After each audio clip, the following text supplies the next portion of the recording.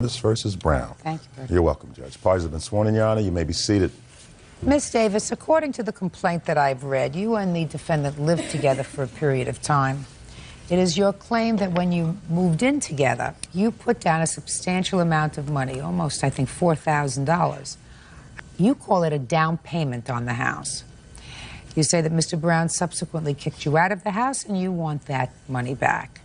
You also said that he's used a video card where you rent videos from a store without your permission. It belonged to you. He didn't return the videos, and you now have a very extensive bill from that store. Mr. Brown says you never gave him a dime, and he's got a counterclaim for bills that he claims you owe him, and he says you've been bothering him that he doesn't like, so he wants you to pay for his trouble.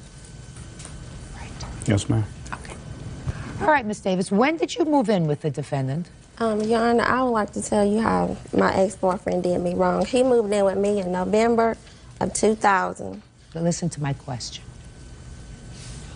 When did you move in together in a place where you claim you put money down? In June of 2001. That's Shh. Now listen, I'm going to get to you, so don't interrupt her. We do things in a very orderly way here. It's the only way that I can function. Otherwise, I become frustrated. And Bird doesn't like it when I get frustrated. When did you move in together? June of 2001? Very good. And was this a house or an apartment? It was a mobile home. Was it a rental? No, ma'am. He bought it? Process of buying, yes, ma'am. And you say you gave him how much money? It was $4,366. And where did you get that money from? I traded my mobile home in on the one that he purchased. Okay, do you have any evidence of that transaction?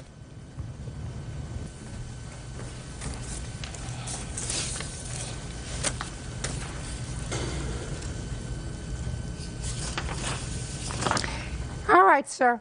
I seem to have some evidence would tend to indicate, Mr. Brown, that she did not, in fact, give you any money towards the purpose of your mobile home. exactly. She did not. Listen to me carefully, sir.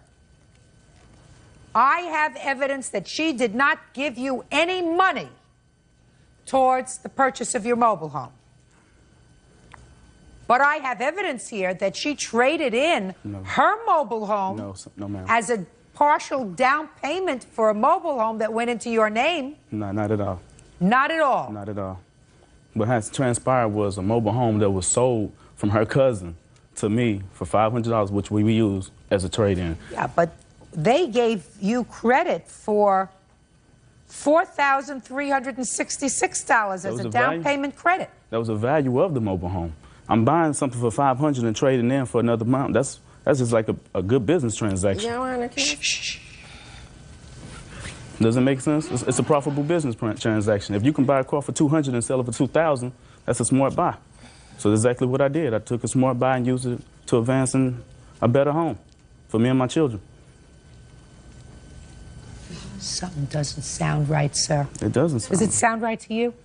He buys it for $500 from her cousin and then uses it, and they give him a down payment credit of $4,366. I also gave in a $2,500 cash deposit as well. On or about June 26, 2001, traded in her 1964 Windsor mobile home as a down payment on a 1998 Horton manufactured home. Right. This 1998 Horton manufactured was being purchased by David R. Brown. We gave Miss $4,366 on a down payment credit on the 1998 Horton. Yes. Now, where's her name? Is that on any of the transaction? Show that to him.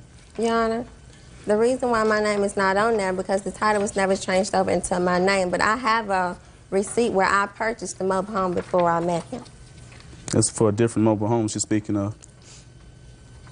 And we never used that mobile home as a trade-in. This right here is sufficient. This right here is sufficient. And her name is not on there in the transaction because she has no involvement in the transaction. I never said my name was on the mobile home, Your Honor. She gave me these monies in her mobile home, and her name is not on anything. Does that make any sense? That is my cousin. Her cousin. Ah. So they gave Miss $4,366 for the down payment. Yes, ma'am. All right. Forget it. I don't look into that. Your name was not on the title to that mobile home? No, ma'am. All right, At then the forget time, it. I did not have a job, but I have a receipt where I bought the mobile home from Miss. Show me. Do you have the receipt? You mean up this? there? $500? Yes, and I also have this right You here. have this? Is this what you're talking about? Yes, ma'am. That's nothing. That's nothing. That's something that you buy in a grocery store. Judge Judy continues in a moment. She won't leave me alone. We broke up, let it go. Yes, she's steady looking for a payout for something she knows she's not owed to. Mr. Brown, I believe you. Real cases, real people. Judge Judy. Morticia Davis says ex-boyfriend David Brown owes her for the down payment on a mobile home and unpaid video rentals. David says her lawsuit is bogus. Now, what about this video card? When I got evicted out the mobile home, he used my Blockbuster When did he evict card. you from the mobile home? May. She moved out of the home before the eviction took place. So therefore, What do you mean there was an eviction? Had you gone to court to evict her? I went to court to evict her. Why is that? Because there was South Carolina state law. Once someone established residence in your home, in order for them to move out against their will, you have to evict them out. All right, so the relationship wasn't going well, I It assume. was downhill from... Do you have children together? No, we do not, No. thank God. Perfect. Okay, so what about this video card? Well, when he got his new girlfriend to evict me, I got some bills in the mail, which he used my card illegally at 3 different Blockbusters, never took the videos back. Show me.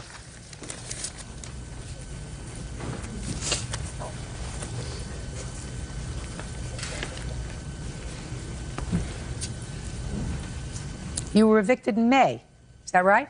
Yes. Well, this is March of 2002. Thank you. This is March of 2002. That's when he used This the is card, March Your of Honor. 2002. And we both This is resided. shh. This is March of 2002, and this is March of 2002. So this After was I got evicted, that's when I got the bills in the mail, which he had used them. No. Well, listen to me, Miss Davis. Yes. How do what you lived together in March of 2002? You were He sharing was a not home. there in March, Quiet. Your Honor. He was not there. He lived with his new girlfriend until I got evicted. Lies. He was Listen not to there. me. Lie. You kind of. She's lying, Your Honor. I don't want to say it again. It doesn't appear as if you're doing badly in this lawsuit so far. Do you understand? Yes, ma'am. But what can happen is you can lose if you open your mouth again. Clear? Yes, ma'am. You have any of these movies home, sir? No, I do not. He's not going to admit Do you to know it. where they are? The last was left in the home that she was residing in. Now, what she did with him after that, I don't know. Your Honor, that's not true. I haven't been back to the house. At the time, I was out the house from late part of March all the way up until April, May. Now he's Back in now May. he's Don't telling interrupt him. Back into May. All right, you have no case, Miss Davis. That's you. You want to get to your counterclaim? Mr. Brown. Yes, ma'am. All right. You doing said it- she owes you bills. Yes, ma'am. What does she owe you bills for? For rent, electric bill. She doesn't owe you for rent. You weren't anticipating any rent from her. I loaned her a few $100s for a couple of car note payments. Yeah, go ahead. What else? And Chalk it up to experience. What else? harassment. Well, I have a feeling that that's true, that she's been harassing you. And she just don't. I have a feeling that that's probably true. So you want to tell me about the harassment? I mean, she caused problems with me at work. She caused problems with me and my children. I'm a single parent of 2 children. Today is my son's birthday. I should be home with him instead of her in this courtroom. But Ms. Davis again want to file a lawsuit that she have no bearing to hold on. So therefore, it's just constantly, she won't leave me alone. We broke up, let it go. But yes, she's steady looking for a payout for something she knows she's not owed to. I believe you. I believe that she has made it her mission at this portion in her life to make your life miserable. That's what I believe. Put your hand down. Judge Why can't you just say it didn't work out, period, end of discussion? While you were living together for that year, where were you working? Interim health care. Okay. And I took care of 4 kids.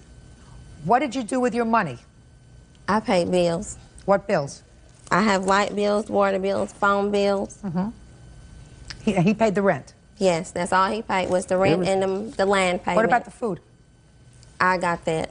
No, Really? I was on food stamps, Your Honor. was not. She was not. And as far as the electric bills and bills, those bills are in my name. And then she couldn't pay those bills. That's why I'm here now about the electric bill and bills that she has now. Your Honor, I have these bills. Yes, they was in his name, but I paid them. Show me. After the fact that I left the house and I had these utilities cut off because she refused to pay them. You mean after you left in March? After I left in March. She was running them up in my name. Therefore, I had these bills. Your Honor, that's not true. Yeah, this is April. I want to see anything before that, madam, before you were in the house by yourself. You have proof that you paid any bills? I paid all the bills, Your Honor. Listen to what I'm saying. No, Your to Honor, you. that is all I have. Right. That I can understand. And Mr. Brown had those bills in his name because he moved up there before I did. That's why they was in his name. Pay careful attention to me. Yes, Your Honor. Did you have a checking account? Yes, ma'am, I do. So all you have to do was to bring to court today, since you knew that he was counterclaiming for bills. Your Honor, I didn't know. Proof? What do you mean you didn't know? I didn't know he was countersuing me. Really? When did you file your counterclaim, sir? Monday. When did you serve her? He haven't. Oh, then it's dismissed. Your counterclaim's dismissed. But not only is your counterclaim dismissed, Mr. Brown, but so is your lawsuit. And I'm going to make this suggestion to you. Sometimes things don't work out. How old are you? I'm 24. You have children? I have 2. I'm a single parent. Put a period, this is over, and devote all of your energies to working and your 2 children. Leave him alone. He doesn't owe you any money. Goodbye. I don't harass him, Your Honor. Parties are excused. You may step out. He jumped on me twice, and the mobile home was mine, which I didn't have the title with me. Many a times she had me arrested for domestic criminal violence, something that I didn't do. He's not going to do anything without being in the courtroom because he thinks he can get away with a lot of stuff. She came in here, Judge Judy seen between the lies and what she was trying to tell, didn't get nothing. Justice was served for the first time. And now the next case. All parties in the matter of Robinson versus Bradford. Step forward, please. Psychotherapist Cliff Robinson is suing his former friend, lab technician Angela Bradford, for the cost to repair his car window. Angela is countersuing also for the cost of a car window.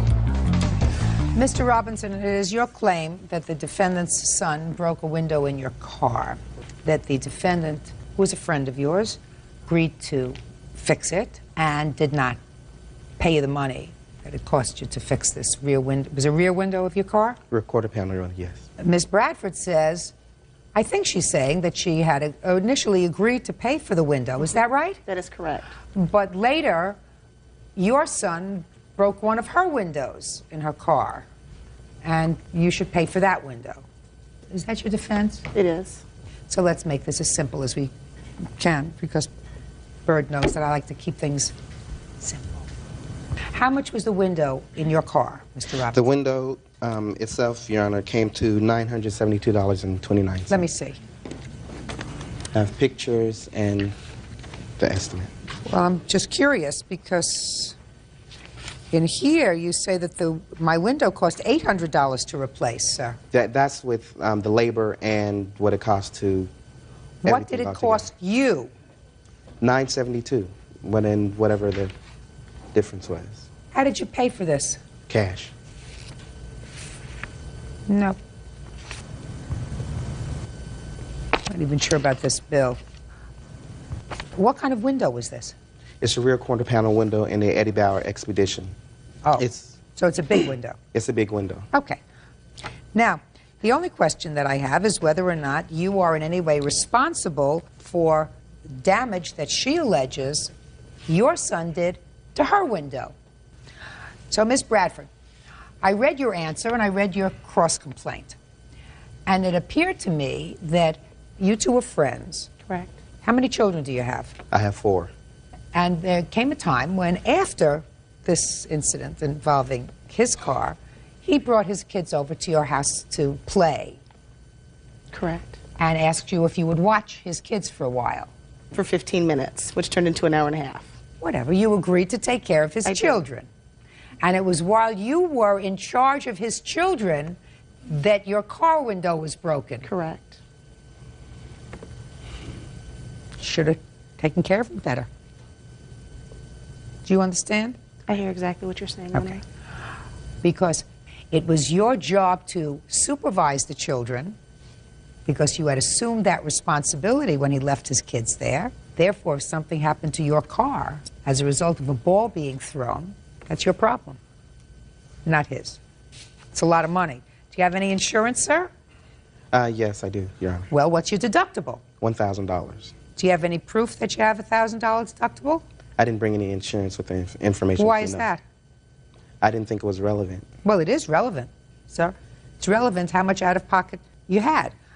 Are you telling me that you actually paid Collins Auto Glass $972 in That's cash? correct. Let's give them a call and find out.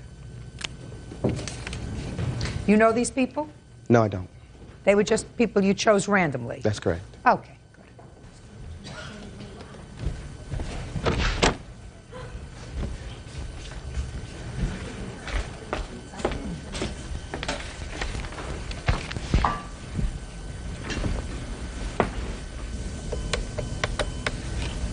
In Seattle, Washington, for Collins Auto Glass. So there is no Collins Auto Glass in Seattle.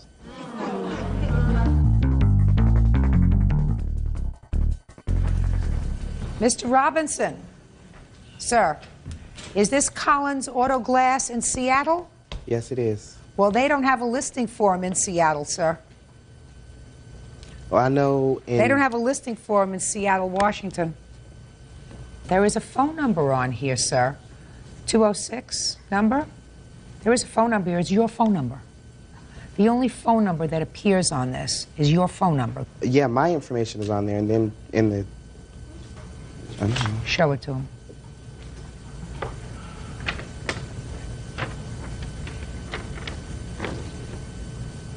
Yeah, that's my telephone number. That's correct. Oh, yeah, no. I Collins Auto Glass doesn't have a phone number for their business. They also don't know how to spell residential. Well, I know in June, when I got it fixed, there was a Collins Auto Glass. I got it out of the Yellow Pages. Well, it must have been their last job, Mr. Robinson, because they closed down. They're not there anymore. Sort of interesting. But I'm holding you to what your complaint says. So your sworn complaint says it was $800 to replace.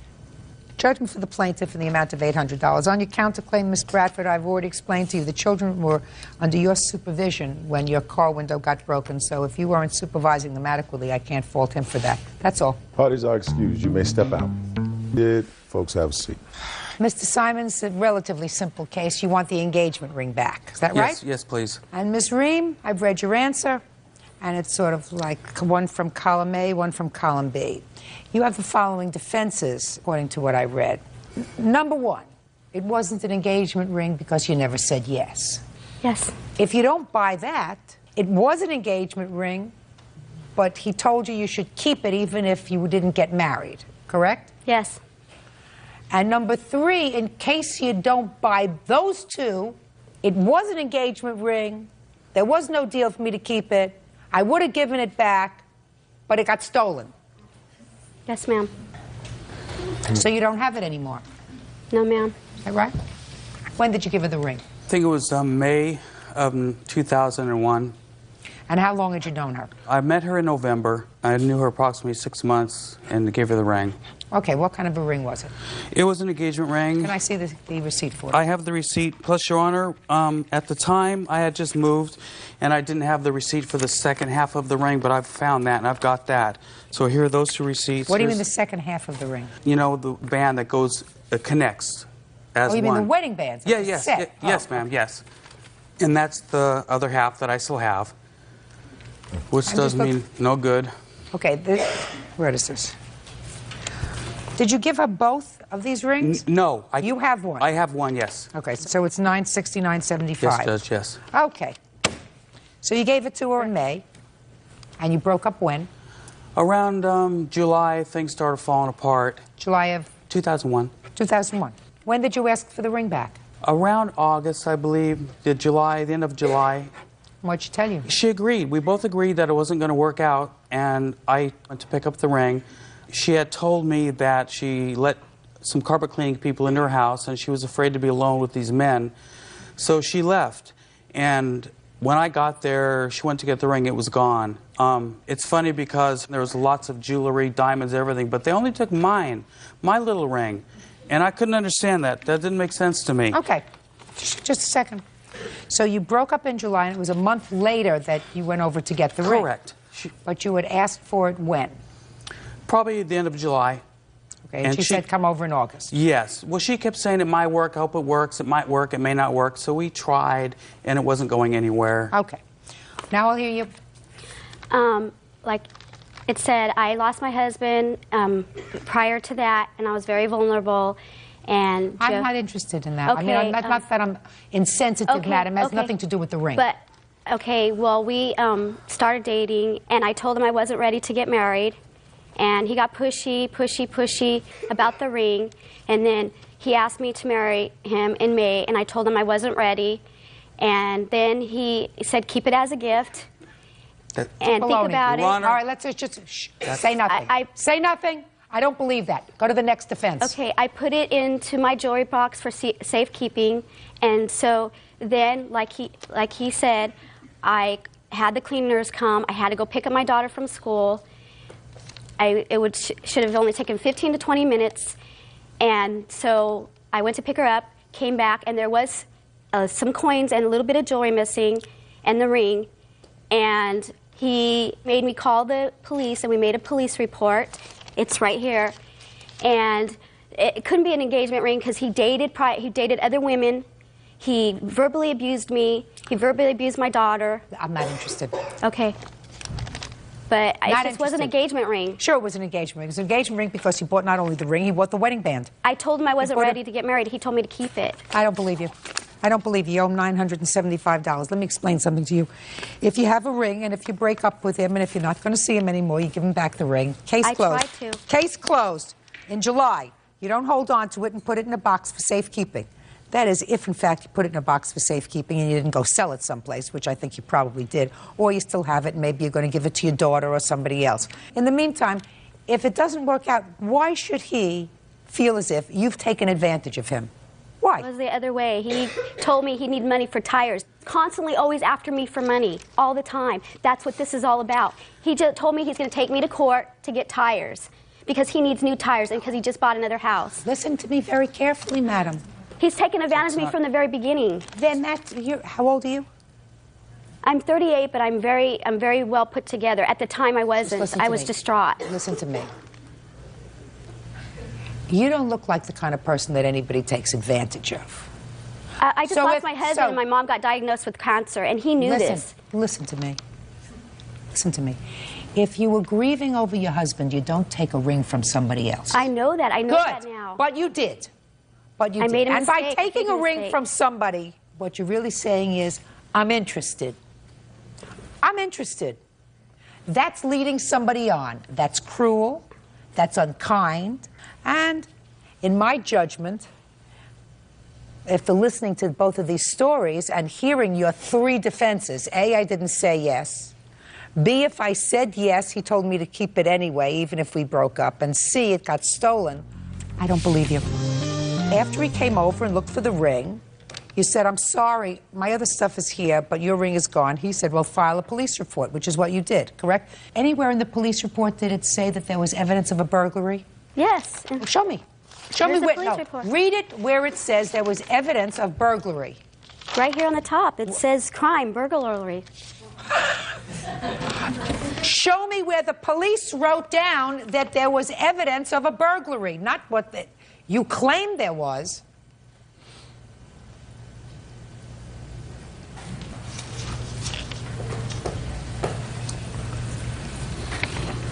It doesn't say burglary, but it says she opened the top drawer and discovered her ring missing. Right, that's what you said.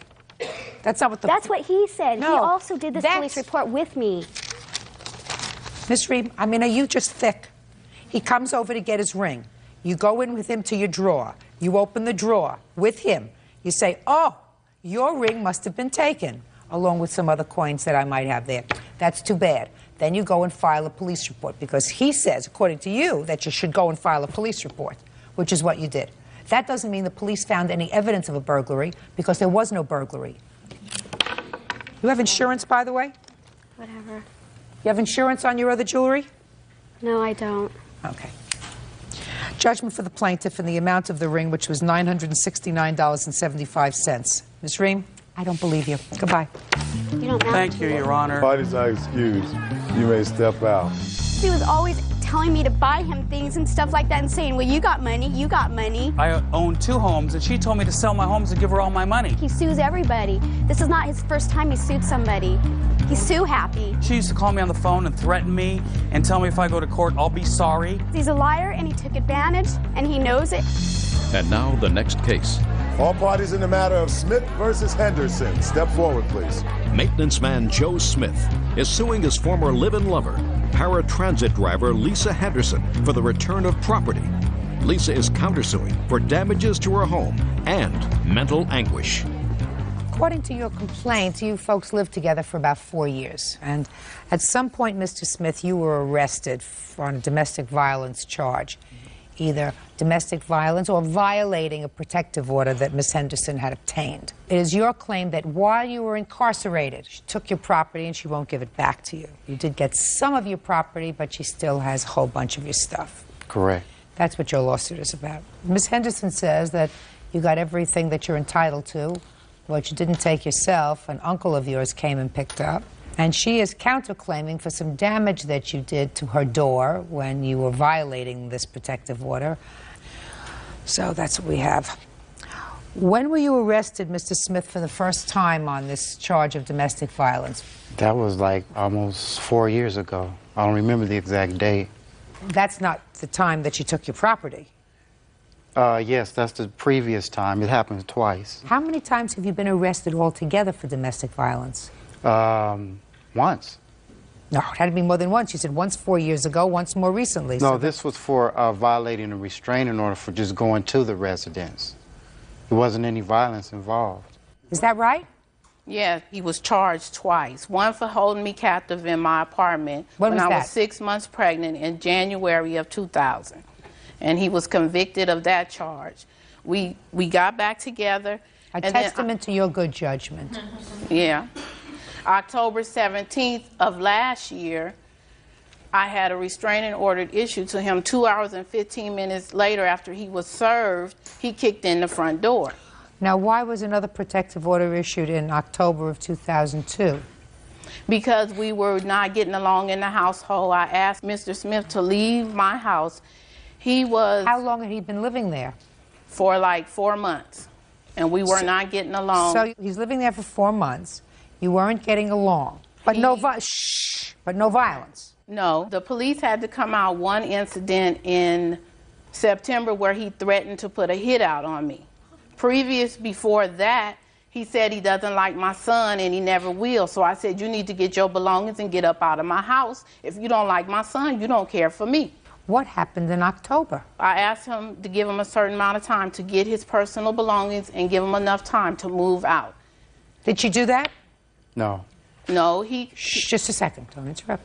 She didn't say to you have a week or 2 days or 48 she said, hours? Get out right now. Judge Judy continues in a moment. We split everything in the household. So he paid his way. So he wasn't just coming to visit on weekends, right? Right. Well, that's not what you say in here. Real cases, real people. Judge Judy. Joe Smith says ex-girlfriend Lisa Henderson won't return his property. Lisa says Joe threatened to put a hit out on her.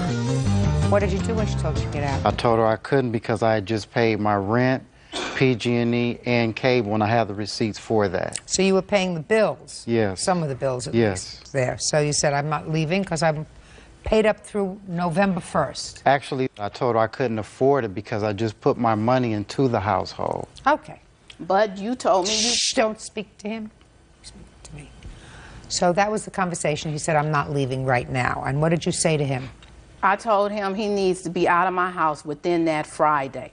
He sits around bragging that he got so many women to take care of him. So I said, call one of them up, tell them to back their car up in here and get your things up out of my house. And he said what? He said, I'm not going nowhere. I'm a legal resident. I'm not going nowhere. You have to get me out legally. Okay. So the next day, I went and filed for a restraining order. Well, Ms. Henderson, that's a violation of really what the restraining order is supposed to be about, madam. A restraining order is not something that you use instead of housing court. You had a discussion, you had an argument, you said get out and leave, and he said I'm not leaving. And you said no, you're going to leave, and he said get me out a legal way, and you said what's the best legal way for me to get out? I'll just go and tell somebody he threatened me. And you fill out a paper and you lie, because so far I haven't heard anything about a threat. And a judge looks at it and issues a restraining order. That's an abuse of what a restraining order is supposed to be. I'm here to tell you that. You can't use it in place of housing court that may take a little more time. So I'm sure you knew housing court would take a little more time, so you say restraining order, that takes a flash, and he's out. So then he's annoyed, because you get this restraining order and you lied to the judge when you got it. No. Yeah, sure you did. You had to have written something down that wasn't true. When he threatened to put a hit out on me. That was before. I had the police come out for a report. That was before. You were not annoyed about that. You were annoyed because he was bragging about other women and your son, and you wanted him out of the house. Come on, Miss Henderson. So you got the restraining order, and then what did you do? I had Mr. Smith served. And then what happened? And 2 hours and 15 minutes later, he came to the house and kicked the door in and threw the restraining order back in the house. You have a copy of the papers that you used to get the restraining order?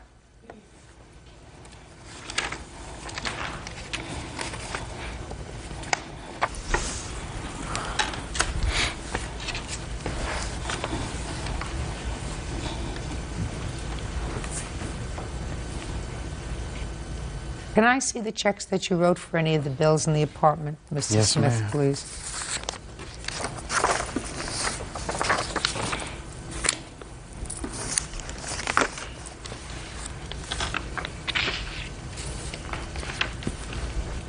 How much money did he give you towards rent every month? $100, sometime $97. Did he pay the cable bill? Sometime. Sometime Well, I he paid in September, he paid in August, he paid in May. We split everything in the household. So he paid his way. So he wasn't just coming to visit on weekends, right? Right. Well, that's not what you say in here, in your statement to the police. Sometimes I will allow him to stay a weekend or a few days because we were getting along, but then he won't leave. Well, that's not true. Right, Mr. Smith got evicted and asked me to come help him when he got evicted out of his place in Cutting.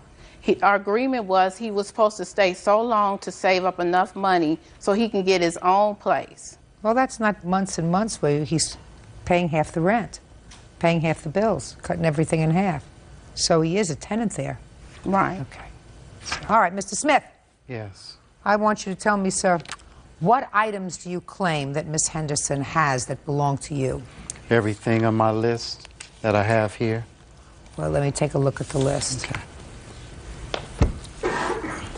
It's quite a bit. You might want to take a recess.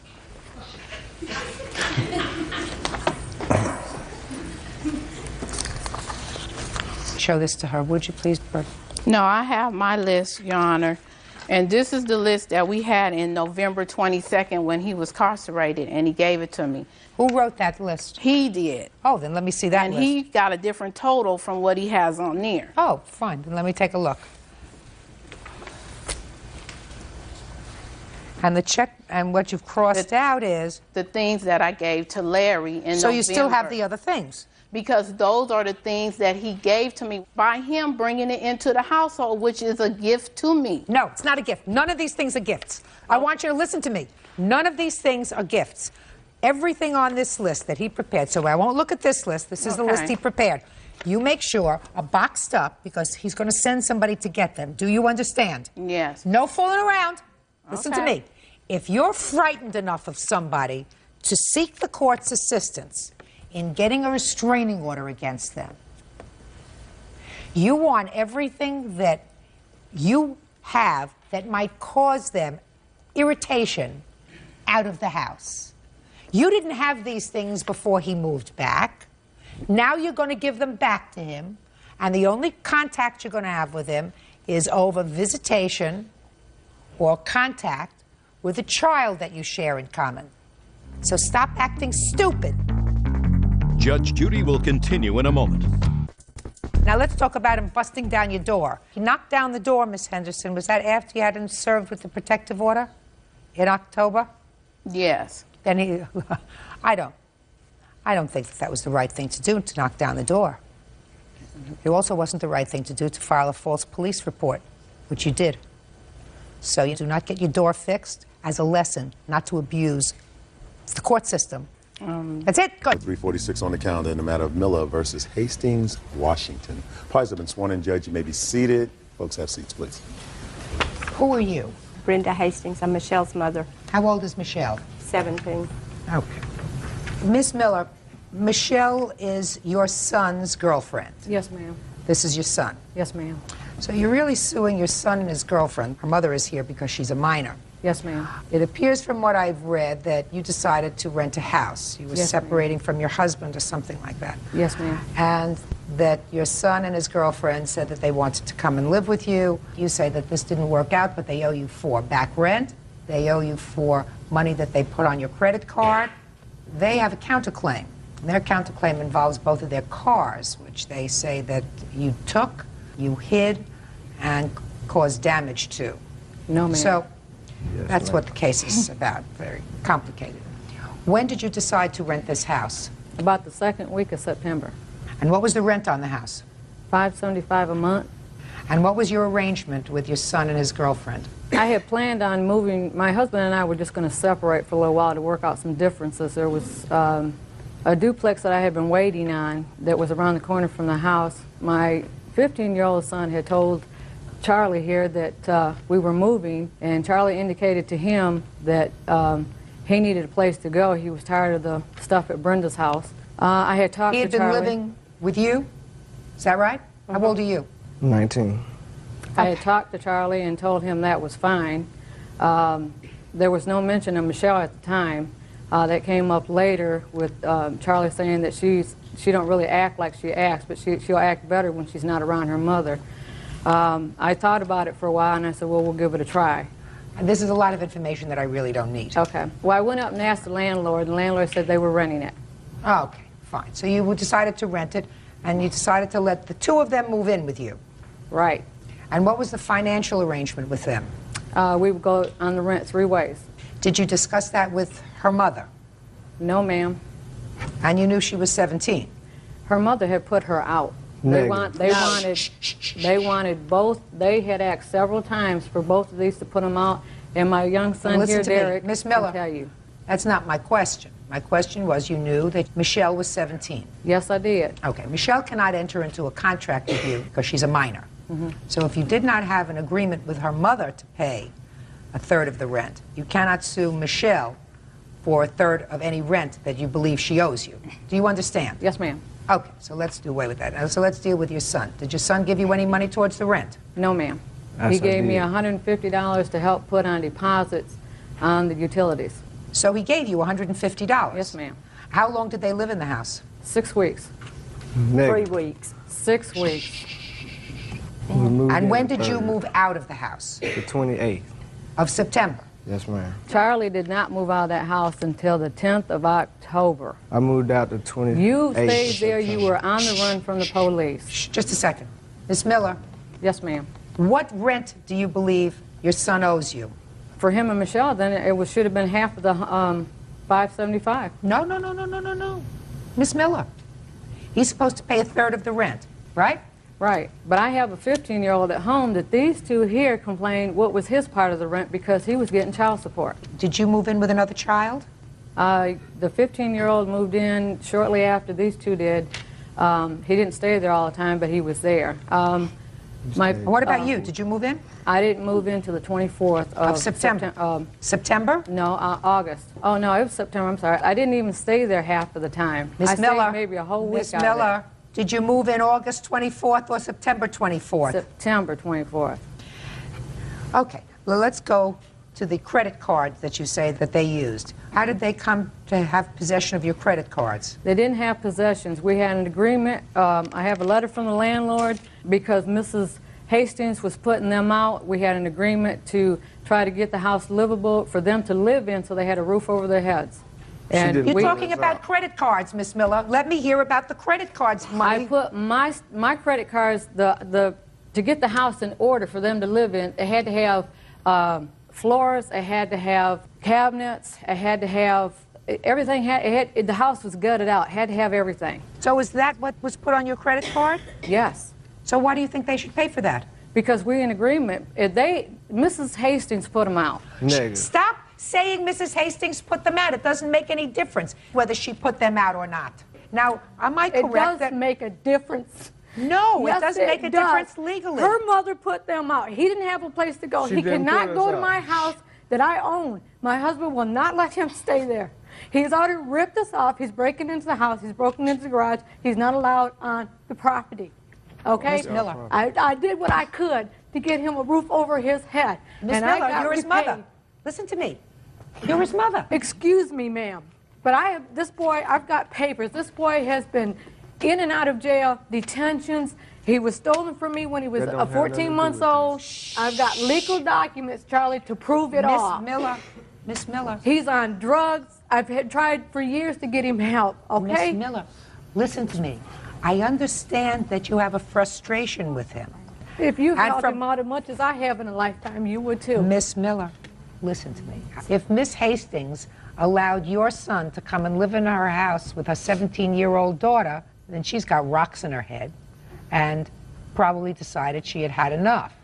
Bottom line, that's your son. It's not her son. And if she had had enough of him and was putting him out, and her daughter Michelle says, I'm not staying here without him, then she says, you want to go with him? Go with him. He's been living there with her since she was 15 and he was 17. You want to know something? And she's put him out 3 times.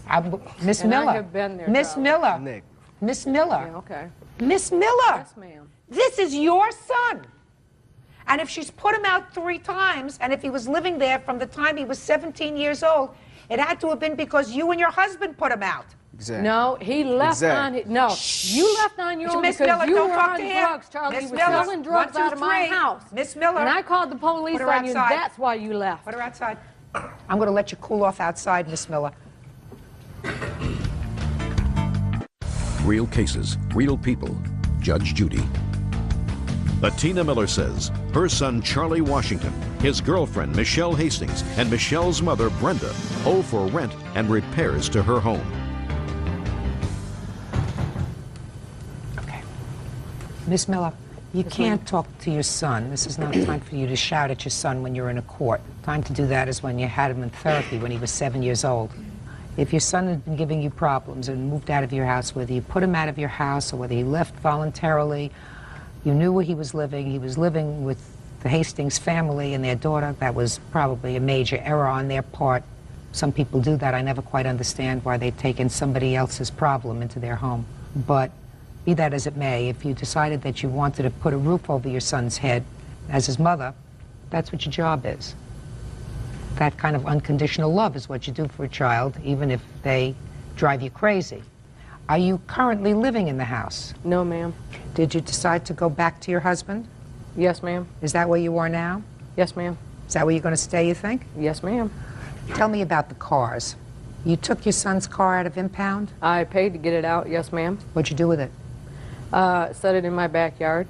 And what happened to it? It sat there until the day that he came and threatened me. And then I took it down on the corner where I told him and the police officer that I would set it and left the keys in it, that in the Nissan. And somebody stole it? I don't know. Well, it wasn't found on the corner, is that right? I don't know where they found it at. Where did you find your car? I found mine in a ditch on Orville Smith. It was not in a ditch. I got pictures of where I left it.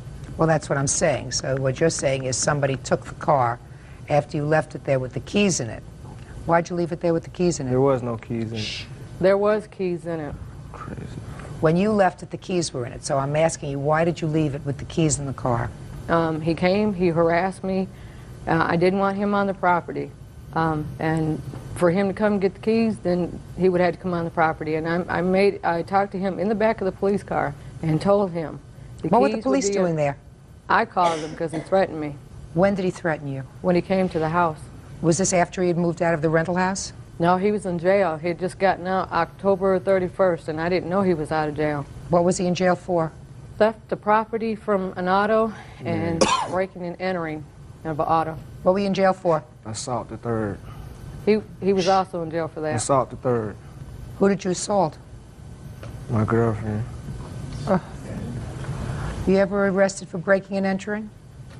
Yes, ma'am. When? 97. What about auto theft? Yes, ma'am.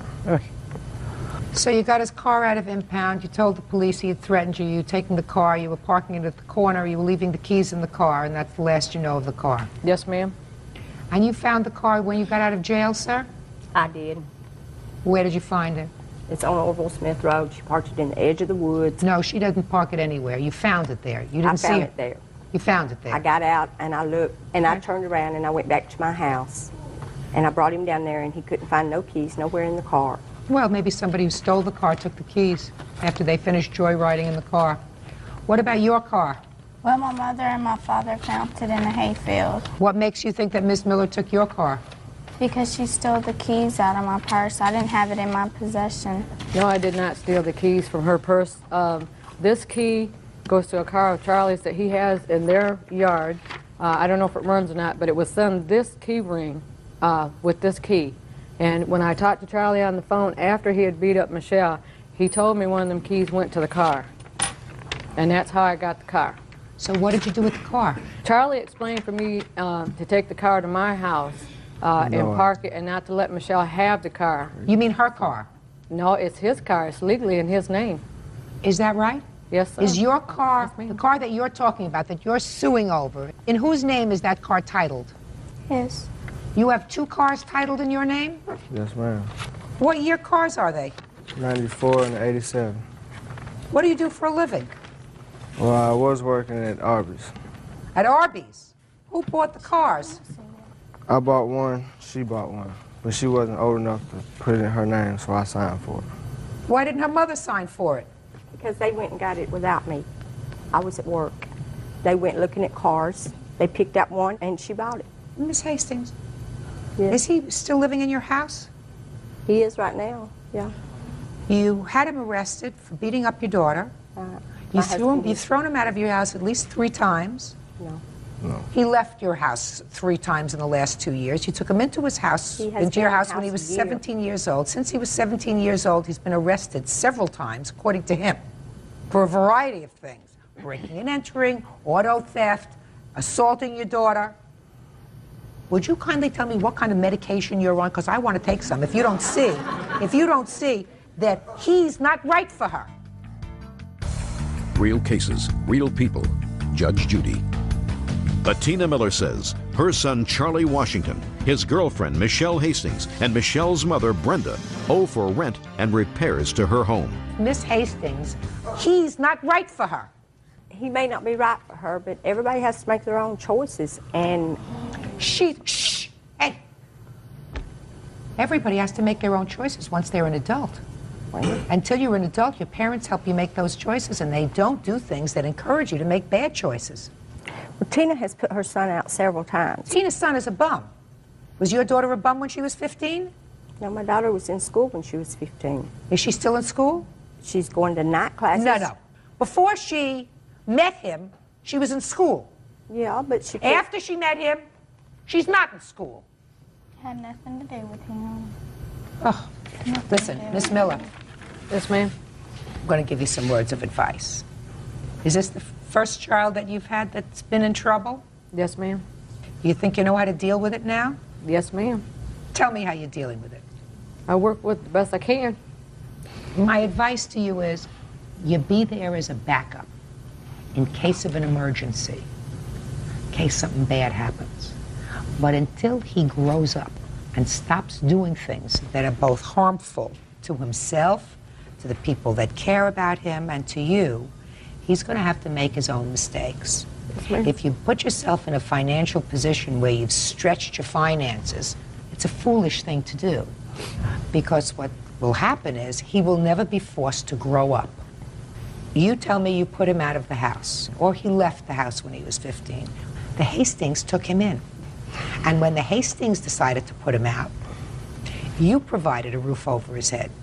He's never had to grow up and face responsibility. Had 2 cars titled in his name, working at Arby's. Well, he didn't buy the car. The Firebird was given to him as a gift by me and my husband. I did not put him out of the house. He had a choice. He could go to jail or he could go back to Michigan to his dad. He took off on his own, He was on the run. We did look for him. He stayed with a friend of his up in a trailer, drinking, getting high. The owner of the trailer came to our house, wanted to know what was up. We went up there. He was gone. Okay. Ms. Hastings, I've already told you what I think of the fact that you allowed him to move back into your house after he beat up your daughter. That's the dumbest thing I ever heard. Absolutely the dumbest. And if your daughter wants to be dumb enough to take off with him, as you said, people make their own choices, but you're making it real comfortable for her to do things that ultimately are going to be devastating. It doesn't matter in what they have done. I mean, it's the car situation. It's her having them to move into a rental house because her marriage, she moved out. Listen to me. I'm not dealing with your lawsuits. Both of your lawsuits are nonsense. Hers, she cannot convince me that her son owes her any money. With regard to the cars, you have no proof whatsoever that your mother took your car, put it in a ditch. She says that after an argument with you, she told the police, I'm putting the car on the street corner with the keys in it. I don't want him anywhere near my house. A reasonable explanation is that somebody walked by, saw the keys in the car, took it for a joyride, and trashed it. I think that both of you, but especially you, Miss Hastings, I don't understand you at all. What do you do all day, sir? Now, Now. go to school No, you don't. at night. I asked you what you did during the day. Don't tell me that you go to school at night. What do you do all day? Hunt for jobs. Hunt for jobs. Michelle, what do you do all day? Work. Where? At Walmart. You work 5 days a week? 8 hours a day, 5 days a week. And you come home and he's watching TV? Michelle, look at me. You come home and he's watching TV? I don't know what he does during the day. Michelle, before you get pregnant, get smart. You'll be working at Walmart, 9 months pregnant, and he's going to be sitting home playing with Nintendo that you will have bought him for Christmas.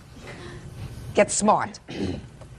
Cases are dismissed. That's all. Parties are excused. You may count in the matter of Griffin versus Moore. Thank you, Bert. Parties have been sworn in, Judge. You may be seated. Folks, have seats. According to your complaint, you and the defendant met when I believe her husband and your son were incarcerated together. Yes, ma'am. Your complaint alleges that you developed a friendship and you allowed the defendant to charge certain items on your credit card with the agreement that she would repay you or pay the bill as it came in. Initially she did, then she stopped. And you allege that when she stopped paying, she owed you $842. That's correct, Your Honor. So when did you first meet the defendant? I think approximately about a year ago. My son was incarcerated, and he was her husband's roommate. So we became good friends, and we would go shopping at the Avenue, and every time she would charge anything, she was so good about paying it. I mean, it was probably most of the time before it even became due. When my son got out of incarceration, she had a type of attraction to my son. It became almost impossible for me to have conversations with her because I did not want to be in the middle. Your Honor, that's not the truth. Just a second. And after a lot of harassing phone calls, I had asked to quit because I couldn't take it anymore. Then at that time, she refused to pay for what was left to be owed on my credit cards. What was left? This is the deposits of as far back as we started this. These are all that she's charged, all she's paid, what she owes is left.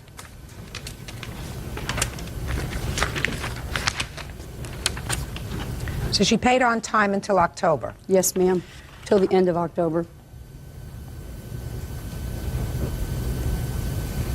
Okay, now I'll hear you. What she said is correct as far as our friendship. Her son was incarcerated with my husband. When things went bad was because her son had a drug problem. And I tried to help him. Your Honor, this is irrelevant. Just a second. Her son asked me for a ride to the interstate. I took him to my house instead of the interstate. Miss Griffin got to my house before we did. Basically, her son had took a video camera from her. She had searched her son's coat. She pulled out the camera. So then she left, and her son was still there with me. I then took her son to his girlfriend that lived in Charleston, and that's when his mother, she turned against me. She told me our friendship was over because I tried to help her son. What date was that? Ma'am, to be honest with you, I'm not sure. Okay. She says that you did not pay the October bill, which Ma'am, is I have 800. I have a check. Which is 800. Listen to me. Okay. Which is $846.05. Yes, ma'am, I understand the that. October bill. Okay, let me see. And I'm not denying that there were credit card charges. There were. I have a check from State Street Bank that was given, that it was a 401k check that I received from my employer. I have a copy of the front and back of that check that I gave her permission to go get out of my post office box and endorse and deposit into her account. She gave me $368 back. May I see it, please? And I have it where she endorsed my name and her name on the back. That's not my signature.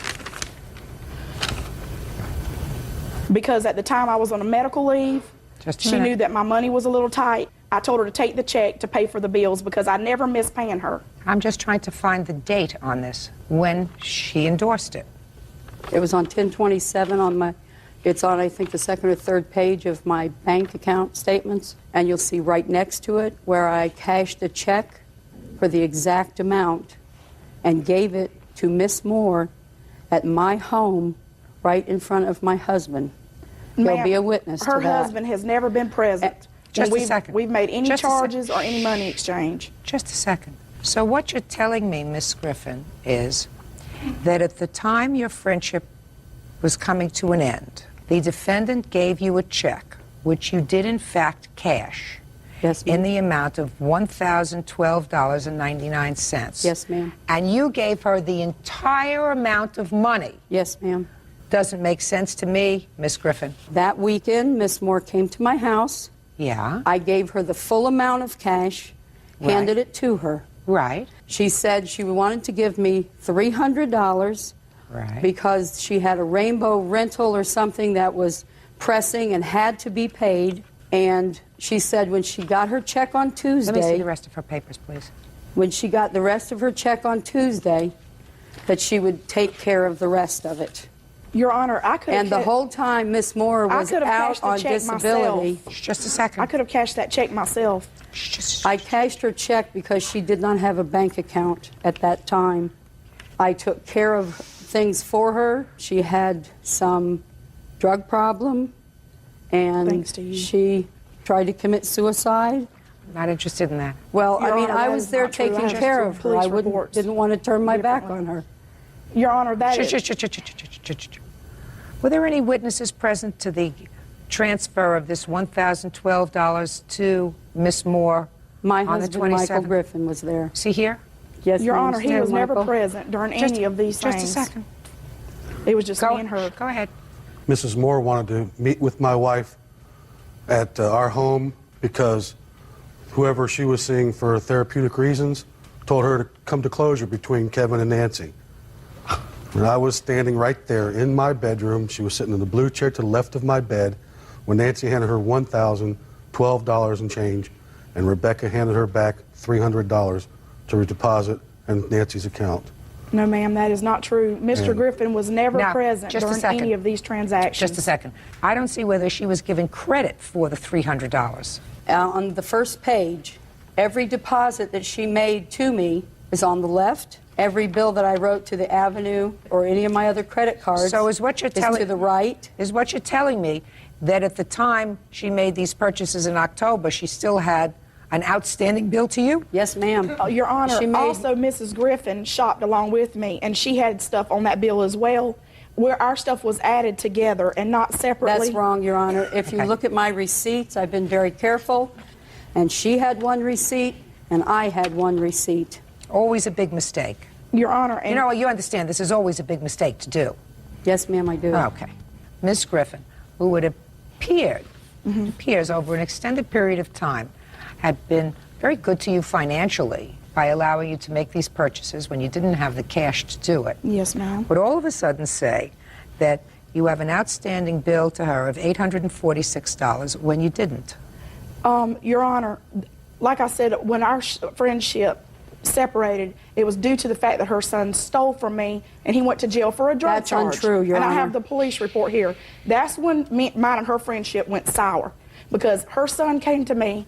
He asked me for help. He spent 3 days at my home when she didn't know where he was. When I told her that he had been at my home, she got very upset with me for not contacting her. What date was that?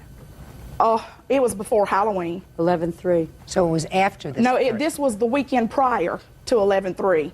Was it before or after the $1,000 check was cashed by the plaintiff? This was after. Is that right? Yes, ma'am. We were still very much a part of each other's lives at that time. She had continued to call. I said, please do not call me anymore. I got so upset that I wound up in the hospital on her last phone call. Okay. Your Honor, I believe you, sir. Listen to me. I believe you, sir, when you indicate that $1,012 was passed. Were you present when $300 was given to your wife? Yes, Your Honor. How was that given? In cash.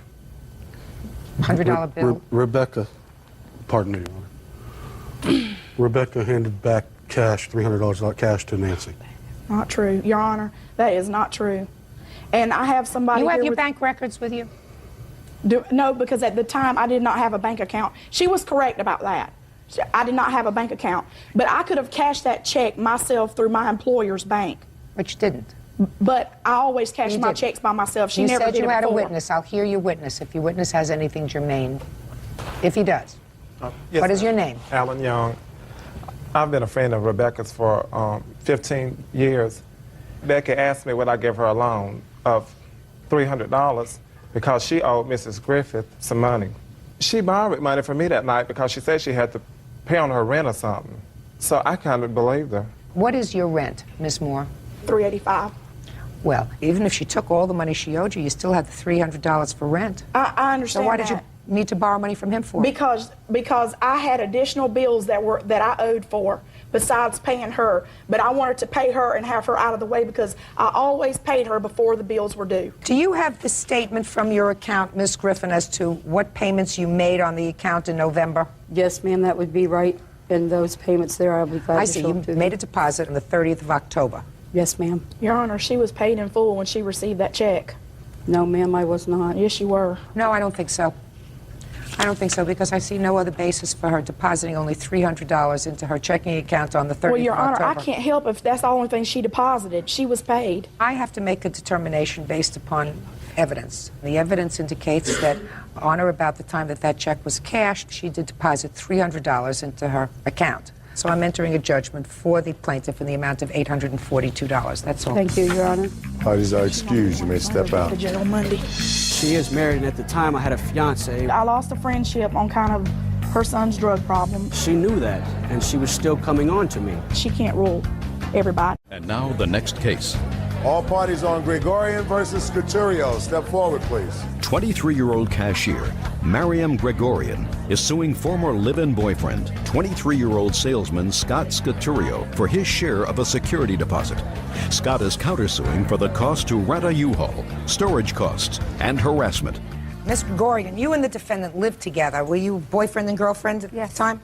According to your complaint, you had an arrangement with the defendant that since he had no money, you would put down a security deposit on the apartment, and he was to reimburse you for half. For half, yes. And half of the security deposit was $600? Yes.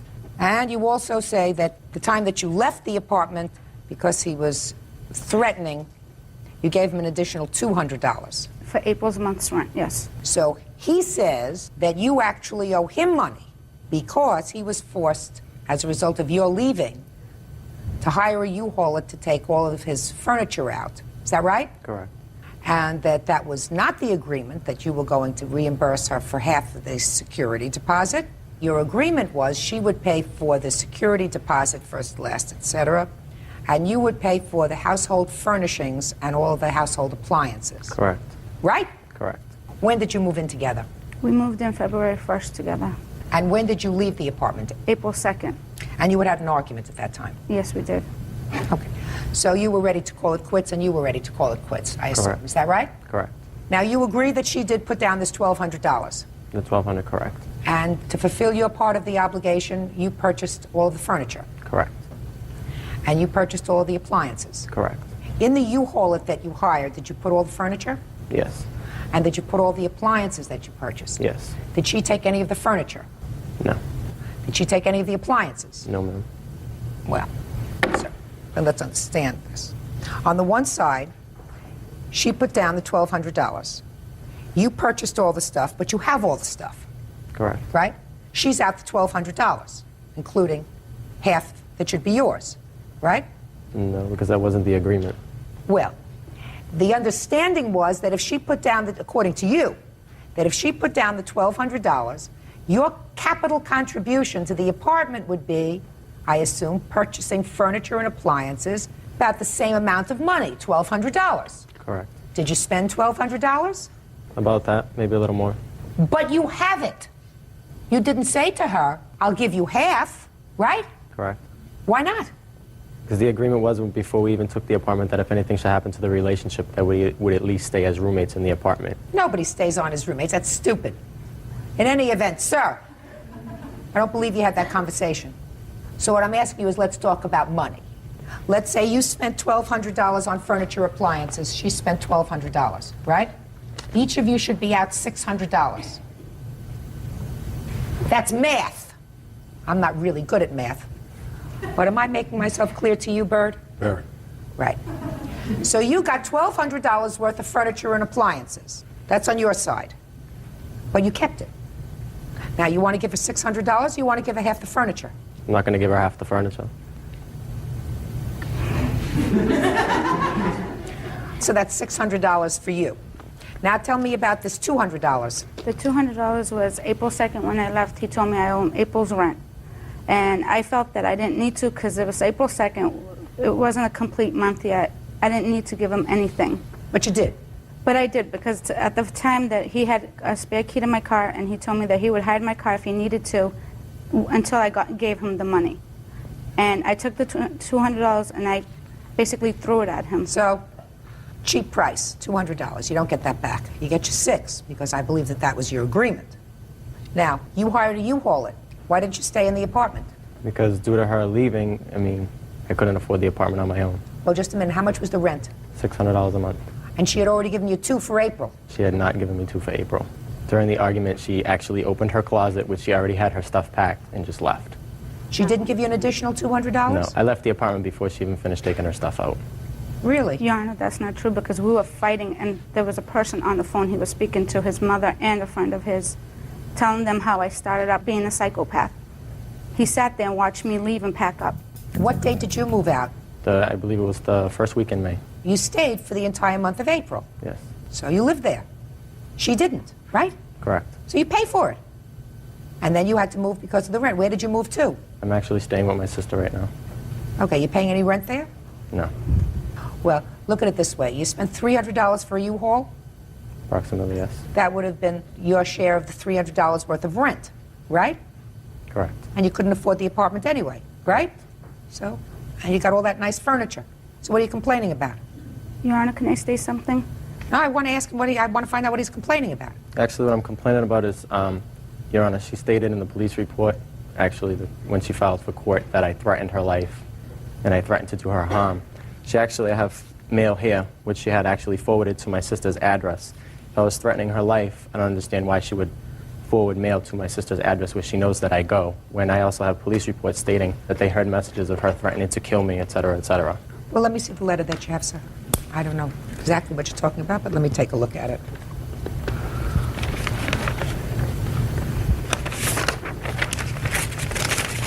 I forwarded the mail to her sister's address because at the time when I had nowhere to go, she offered to take me in. That's why I did it. Whatever. It's really not dispositive of anything. All right, you owe $600. You count the claim is dismissed. Judgment for the plaintiff in the amount of $600. That's all. Versus Selb, Stamper. Parties have been sworn in. Judge, you may be seated. Sir, have a seat, please. Miss Selb. Yes. You were married to the defendant's father, is that right? Yes, ma'am. For 7 years. Almost 7 years. Yes, ma'am. He died. Yes, ma'am. It is your claim that the defendants agreed to reimburse you for the costs of cremating your husband. Yes, ma'am.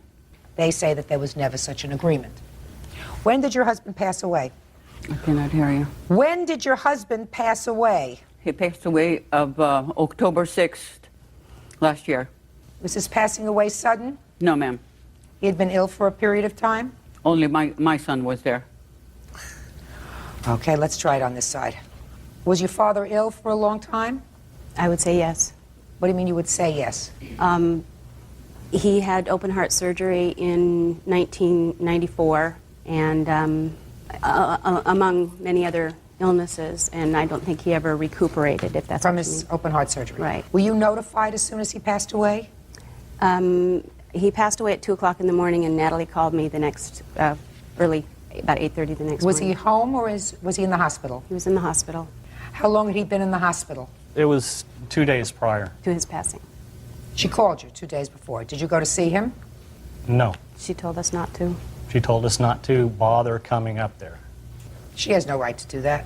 And if she did, I would assume that you would just disregard that and go and see your father anyway. She requested us that we did not come up there. Then you disregard that request and you go see your father. She said that he was not, there was no plans for actually that he was going to survive the evening. Even more reason for you to get there. Did you see your father regularly? A few times a year. And you? Natalie made it very difficult for us to see our father. She called me in 1998 and told me that I was never welcome in her home again. So my visits with my father had to be over the phone. I was not welcome in her home. All right, Miss Selb, would you tell me the conversation that you allegedly had with these children about their reimbursing you for the cost of your husband's cremation? On October 21st, they came over to pick up some of my husband's heirlooms. They also want to have the ashes. I told Tina that I have paid $1,200 for it, and she said she will reimburse the money. All I have to do is just send the bill. I never said that. I have sent the bill with a letter. I didn't hear anything from her. Just a minute. At that time, did you give her the ashes? Yes, they took the ashes when they left. Was there any funeral service for your husband? No, there was just at the park, you know, people have got together and had dinner and stuff like that. And I have asked them, but they didn't want to come. But they came to the house to pick up some property, is that right? Yes. That's correct. And you picked up your father's ashes? Yes. Tell me under what circumstances this lady gave you the ashes. We went up to get my dad's war mementos and our family photo albums, all that was left of that my father had, and there was never a discussion about taking the ashes home. I mean, that wasn't why we went up there. Okay. She presented a carton as we were leaving of his ashes, and we were both very surprised by that. There was never a discussion about reimbursing for ashes or giving her money for the cremation, and then we can exchange, you know, pay this ransom for my father's ashes and we could leave with it. Never a discussion about that. The ashes were there. She presented it to us along with a copy of what appears to be his will, and we left. That was that. Miss Selb, why did you give them your husband's ashes? Why did I do what? Why did you give them your husband's ashes? Because Doug asked for it. Because they asked for it? Yes. And you had no problem with that? Well, I mean, I didn't want to divide it, ma'am. You know, so I said, okay, you go ahead and take it. Because Tina told me that she's going to reverse the money. Well, when you decided to have him cremated, you didn't speak to her with regard to the costs. Is that right? She told me also that whatever I do is okay with her, and she also talked to my son. That's not true. At the That's hospital. absolutely not true. At the where? At the hospital. When my husband was in the hospital, she called. My son was in the hospital when she called when my husband was sick. Step up. Tell me. Not proper court attire. Sorry. So you should have something important to say. I assume you do. Basically, I was there when he went into the hospital and when he died. And when did you have a conversation with Tina? I had conversations with them each of them at least twice. Go ahead, let me hear about the conversation. You know, they were asking what was going on with their father and, you know, what do the doctors think? And I said they don't really know. They pretty much think he's going to die or they're not going to do much about it. And then they told me that they weren't able to get up there. So we went in the next morning and made arrangements to have him cremated. They left it in the hands of my mother to take care of. Were there any death benefits under Social Security? I believe the $225 that they give for when somebody dies, Social Security, that was about it. And then, The $225 for burial costs? yeah, that's what the Social Security system will pay. Okay, well, that's $225. Correct. Even that, your lawsuit is $1,200, which is the entire cost of cremation, right? Yes. Is there a will? Your Honor, my father had an estate when he married Natalie.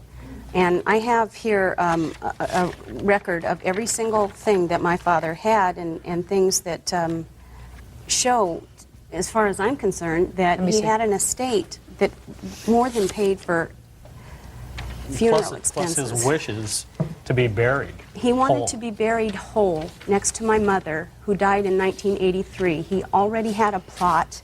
He already had his wishes known. She knew them. She and I discussed this. When he died, she knew that we did not want him cremated and that he didn't want to be cremated. How long was he married to your mother? 37 years. When did she pass away? 1983. I hired Natalie to be his housekeeper. I think an important point. Go ahead.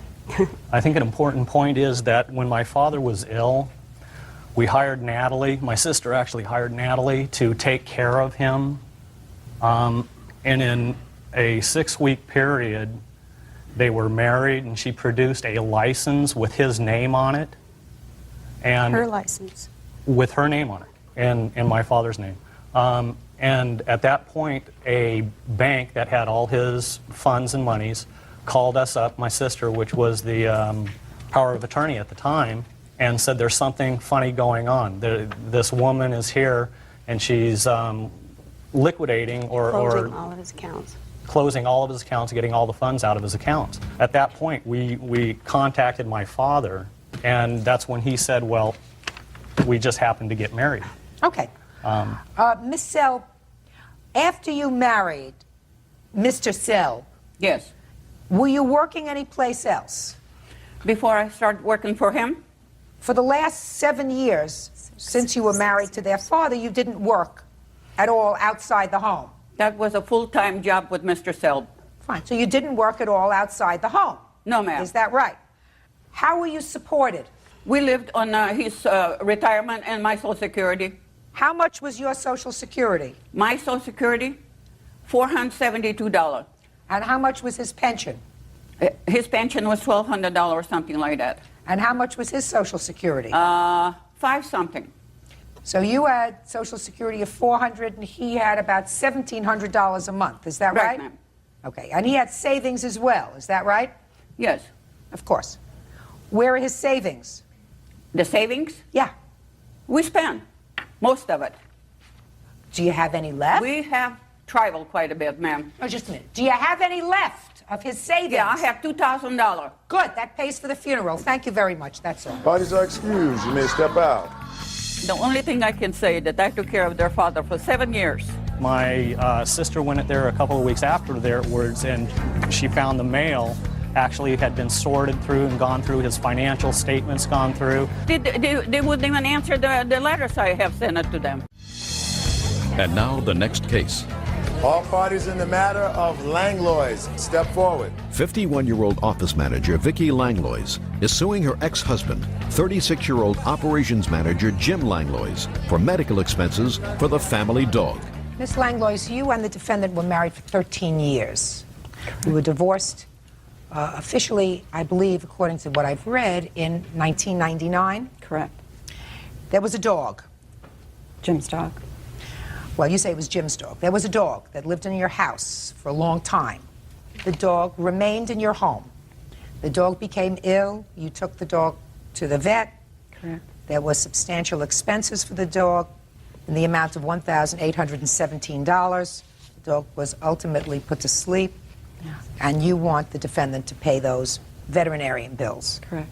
Okay, so I will hear you on why you think he is responsible for those bills. When he left in March of '99, he moved into a studio apartment where there was no pets allowed. I was left with the dog to care for it. Then, March of 2000, the dog became ill. I talked to Jim, and I explained to him everything that happened. He didn't disagree with how I handled it. I told him I would not be able to pay the bills, and he said that was okay, and he'd take care of it.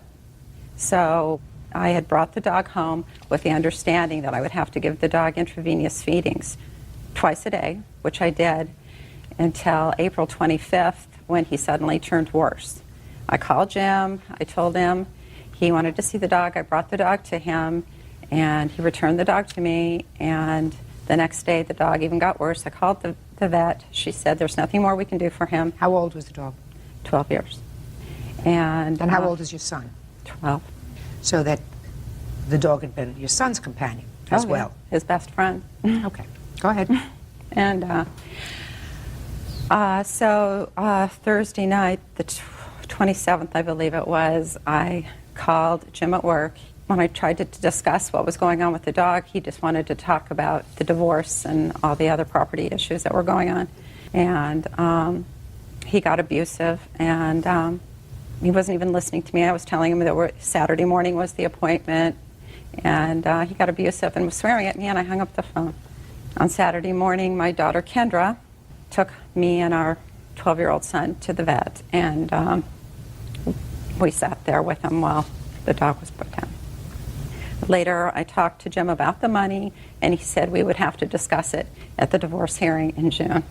When we got to the divorce hearing, his attorney asked that the two attorneys could talk outside of the courtroom and discuss some of the issues. The outstanding financial issues. Right, and the dog was one of them. My attorney said that Jim was denying it was his dog, and that I shouldn't waste $250 an hour. I should take it to of his time. I should take it to small claims court, and that's what I did. It is clear to me, Mrs. Langlos, that your 12-year-old son would have been devastated had his father left the house, and in addition to leaving the house, taken his dog. According to you, the dog was his best friend. Mm-hmm. So it wasn't that you were dog sitting for the defendant's dog. You kept the dog because it was the family dog. Whoever purchased it, paid for it. I have a dog. When she's a very, very good dog, my husband says it's his dog. When it poops in the house, it's my dog. The issue of whose dog it is not relevant to this. Your former wife claims that you indicated to her that you would, at one point, take care of the veterinary bills. Let us assume for the moment that you did say to her, I'll take care of it, whatever the bills are. And I don't even have to make a judgment on that. There did come a time that you went to the Supreme Court to resolve all issues of money involving your marriage. According to you, Miss Langlos, the issue of the dog's bills was raised by the attorneys in that proceeding. Outside of the judge. It doesn't make any difference. Correct. It was part of the negotiation. You did the right thing by keeping the dog and taking care of the dog. Your problem, Mrs. Langlos, is this. There must be finality when parties divorce. And that is usually as of the day that a final judgment of divorce is rendered. Everybody is there, and they throw all the marbles on the table, and they say, listen, this is what we got. This is what our bills are. This is what our expenses are. This is what our assets are. We're going to divide them. We're going to divide them in an equitable fashion, and that's what you pay a lawyer for. That was clearly done. So all of that was before the court, or should have been before the court. Now, you understand that, Mrs. Langlos. I know that from the way you're shaking your head, you understand that. Because ultimately, each of you has to know, this is the date that my financial obligations are fixed, both for child support, for maintenance, for alimony, for outstanding credit cards, for outstanding bank loans. You can't keep this thing going forever. It's not healthy. Mm-hmm. I agree. According to you, and I'm just taking what you tell me, your attorney did in fact raise the issue at that time. You were given bad advice by your attorney. If your attorney did indeed say to you, deal with it later, that's very bad advice, because your marriage terminated and these bills were incurred prior to the stipulation and settlement and the judgment of divorce, unless your former husband believes that you should voluntarily contribute to the dog's vet bills. He is under no legal obligation to do so. Just for my own sake, you want to tell me, Mr. Langlois, how much you pay in child support for your son? I believe it's $961 a month. Do you pay maintenance to your former wife, in addition to the child support? Yes. And how much do you pay in maintenance? 1,000 something. It's a little over 1,000, 1,027. Are you currently current in your child support and maintenance? Yes, my child support and spousal support comes directly out of my work check. Do you see your son? Visit him? Not now, I don't. Why not? We have issues that we're working out through court right now. So there are ongoing issues of visitation? So you're still paying lawyers? Yeah. Yes. I am. She's not. She doesn't have a lawyer at this time. I do. Well, that's unfortunate. No, that's not true. I do have a lawyer. Whether you have But a yes, lawyer, we are. I have his letter that says whether you he's- have a lawyer or not, it's really unfortunate that you can't put a period and start having some sort of normalcy to your lives. That's really very unfortunate. In any event, Ms. Langlois, all financial issues were resolved in your case in June of 2000, so your lawsuit... All right, there's a rather complicated fact pattern in this case, so let me see if I understand it. The defendant is your brother. Yes. About 2 years ago, your brother had just been released from jail and came to live in your father's home. Yes. This is your father? Yes, it is. Within a day or so after his release, a probation officer came to the house to check up on him, and the probation officer came unannounced. Yes. And that was a condition of your probation. Yes. What had you been in jail for? Possession of methamphetamines? Drugs. Yes. And when the probation officer arrived, the probation officer found your father smoking marijuana. Yes, in his room, Your Honor. Shh. And he was smoking marijuana because he was ill. Yes. And I understand he has now a card that indicates that he can use cannabis for medicinal purposes. Is that right? Yes, Your Honor. You have that card, sir? Yes, sir. At the time, he did not have that card. No, ma'am. So he was taken to jail. Yes. There were certain expenses surrounding his incarceration. You had to bail him out. Yes. You had to hire a lawyer. Yes. And you say that your brother agreed to repay you for these Yes. costs because, but for the fact that he was in the house, you felt as if he was responsible. The probation officer wouldn't have been there, your father wouldn't have been arrested, and you felt as if it was his fault. Yes. Would you step up, sir?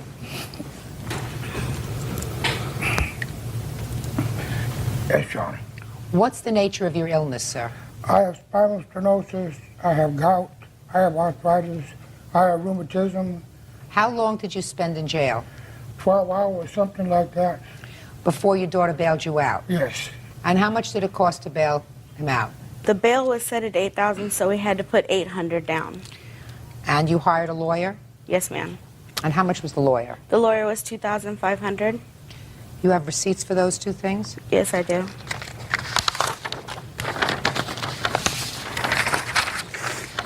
Here's the bail receipt.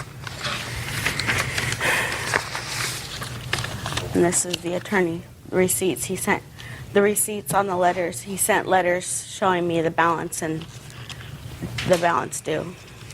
What was the ultimate sentence, Mr. Pacheco? They charged me a $300 fine. You can sit down. Are you uncomfortable standing? Yes, sir. Okay, have a seat. Now, Mr. Pacheco, can you tell me about the conversation you had with your brother with regard to this money? Yeah, at the time when the police had they came into the house and they wanted to know where my brother's stuff was. I showed him in the corner because that was my father and my brother's agreement that his stuff was to stay in the corner. That way, if in case anything was to happen, because he told my dad about the search clause, that his stuff was in the corner and nowhere else in the house. He wasn't home at the time. Who wasn't home at the time? Your brother? Yeah, right, correct. My two young sisters were there at the time and very upset that my father had been taken to jail. Me and my brother here walked my sisters to McDonald's to get them something to eat. On the way to McDonald's, we met up with my brother who was coming home. At that time, I told him that our father had been arrested, and he felt bad about it. And he told me, well, all I have right now is $100. Do you know how much the bail is? I said, the officers didn't tell me what the bail was set at or anything. He called up and he found out that the bail was set at $8,000, and he asked me if I had any money. I did have money. I was reluctant to loan him the money because he had just gotten out of jail and I knew he didn't have any funds at the time. I did at that time tell him I would loan him the money, and he told me he would pay me back because he felt bad that he had put his father in that situation. But he did say, I'll pay you back. Yes, he did, and he also said that he would pay back any fines, and also if there was any lawyer or attorney fees, he would pay that. And did he say that to you? Yes. My brother, David, was there at that time when we had the conversation. Okay, I'll hear you. Well, what had happened was, I was in, I had just been recently incarcerated. I got out, I spoke to my father, I'd explained to him, I didn't explain to him about the search closet first. I explained to him that I had nowhere to go, I didn't have nothing to do, I needed to stay at his place for a while. Moved my stuff in, like she said. I had one particular area, and at that time I told him, that's when he told me to put it in one area, because I told him about the search clause.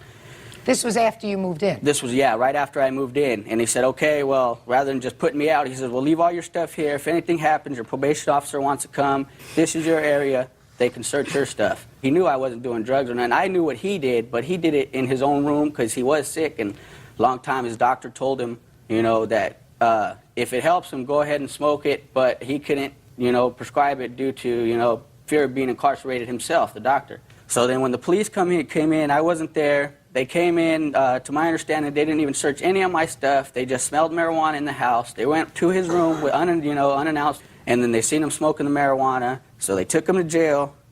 My sister, I was coming back home. My sister told me, Pop's in jail, what happened? Your probation officer come, they searched. So I was real worried about it. I was like, well, how much is going to get out? We'll find out. So we found out his bail. I had $100 in my pocket. I was thinking, where can I get the money? And Gloria says, oh, I got the $700. So I said, well, you do? I said, okay, well, let's go bail him out. And as far as all the payments of the lawyers and the court costs and all that, I never agreed to pay none of that. I thought about it, well, he got 8 kids, everybody, I didn't put him in there smoking the weed, I didn't have him in there smoking because they came search for me. They didn't find nothing on me. They didn't find nothing in my area. Other than the fact that you agreed to pay her back, you would have no legal obligation to pay for your father, even though the probation officer was there looking for you. And but for the fact that you were living in your father's house, your father, in all probability, would not have been arrested, at least on that day.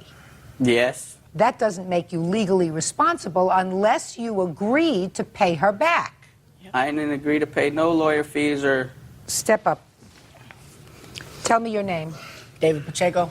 You were with your sister when you found your brother? Yes. Tell me about the conversation as you remember it. My sister, when we approached my brother, like she said, she explained to my brother, about how the police came and how they took him to jail and stuff like that. And he couldn't stress enough how bad he felt of, it was his fault that my father had ended up in jail that day. He said it more than once that, I will pay you back anything, whatever fines come up, anything, I will pay you back as soon as I can.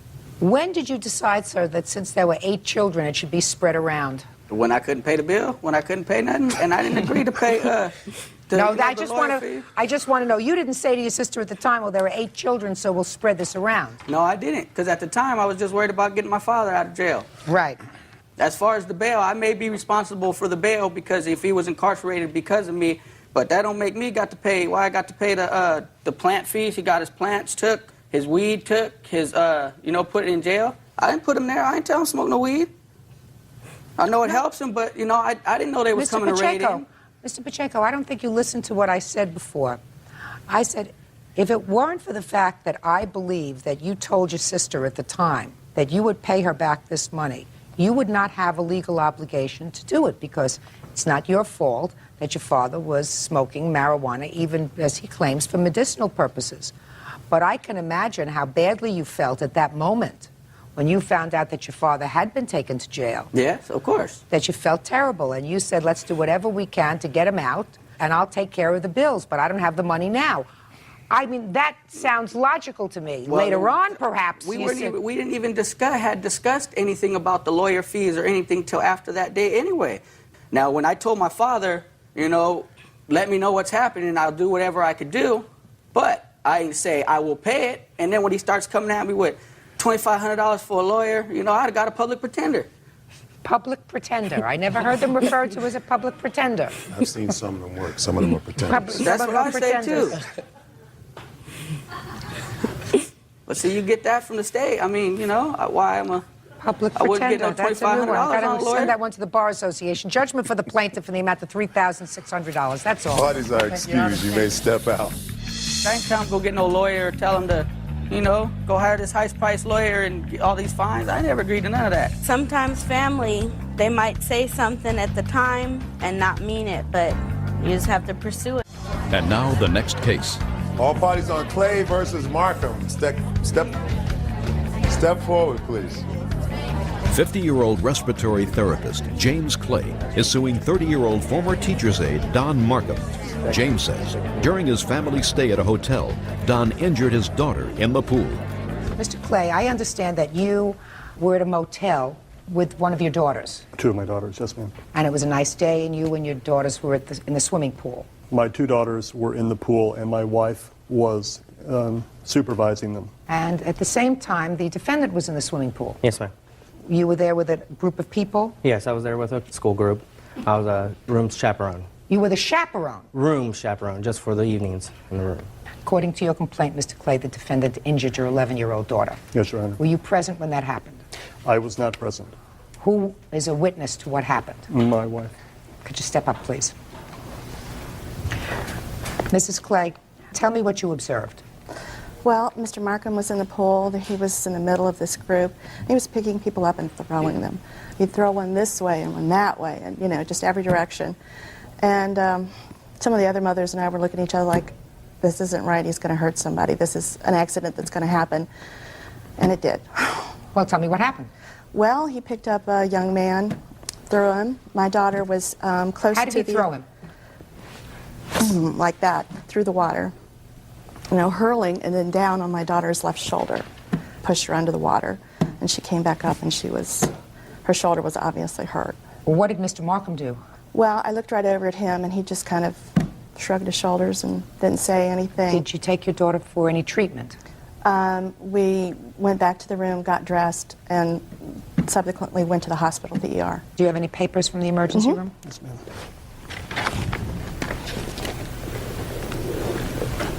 Thank you.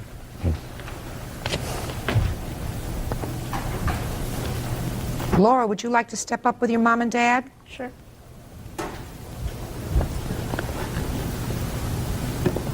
Tell me what happened when this person fell on you.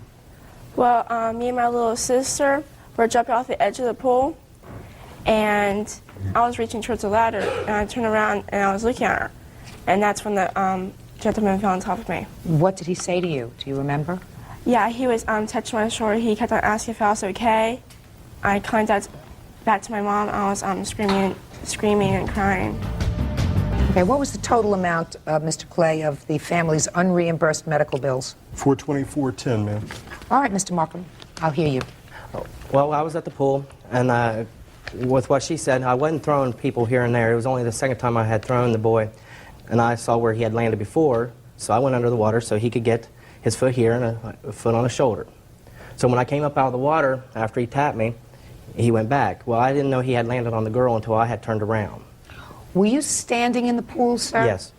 Didn't you think that maybe if you threw him over your shoulder, he could have landed on his head in the pool if your feet touched the bottom of the pool? Well, the water was up to here. I was Right, but you're throwing somebody up. You're thrusting them up, which means they can go over on their head. Yes. Down to the bottom of the pool, snap their neck. Didn't that ever occur to you? No, ma'am, because the area that I was throwing him into. Launched is a good word. Well, the area that he was going into was deeper than the area I was standing. How much deeper? I'd say a good foot, but I figured if somebody wasn't diving head first or anything like that, if somebody was just dropping into water, you know, he had asked me to do it, so I was having fun and enjoying myself with the kids, having a good time, so I did. Well, that was pretty stupid, wasn't it? Looking back at it now, yes, but. Well, why didn't you follow through with these people with regard to seeing whether she was injured? Well, after the boy had landed on her and I saw that she was injured, I did go over to her, asked her if she needed help. I told her, you know, I'm sorry about this happening. And I stood there. I was going to help her up out of the pool, and she told me, no, no, don't touch me, don't touch me. So I backed up out of the pool and just kept an eye on her until her mother came over to her. And then I watched them go out of the pool. And that was the last time I heard anything until, you know, the girl from the front desk came over to me to get my name and address to fill out the accident report. And then I didn't hear from him again until September 15th is when I got a certified letter from him. He gave me 4 days to actually get a hold of him, and he was asking for $914 at the time. He gave me 4 days to reply to him, or he said he was going to sue me in the letter. And I sent him out this copy of this letter, asking for certain information just so I can see and what and all has been done and what and all I needed to verify what was going on. Let me see the envelope, please. This one. This is the envelope for the first time.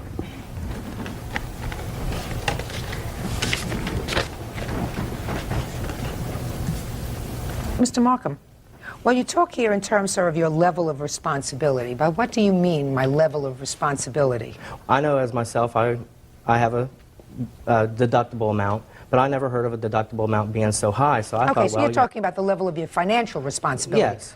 Not that you don't have bear responsibility for the actions that you caused. Right. You know, even though, you know, like I said, it was an accident, but I was willing to work with the gentleman. That wasn't an accident. That wasn't an accident. An accident happens when sometimes there are unforeseen circumstances.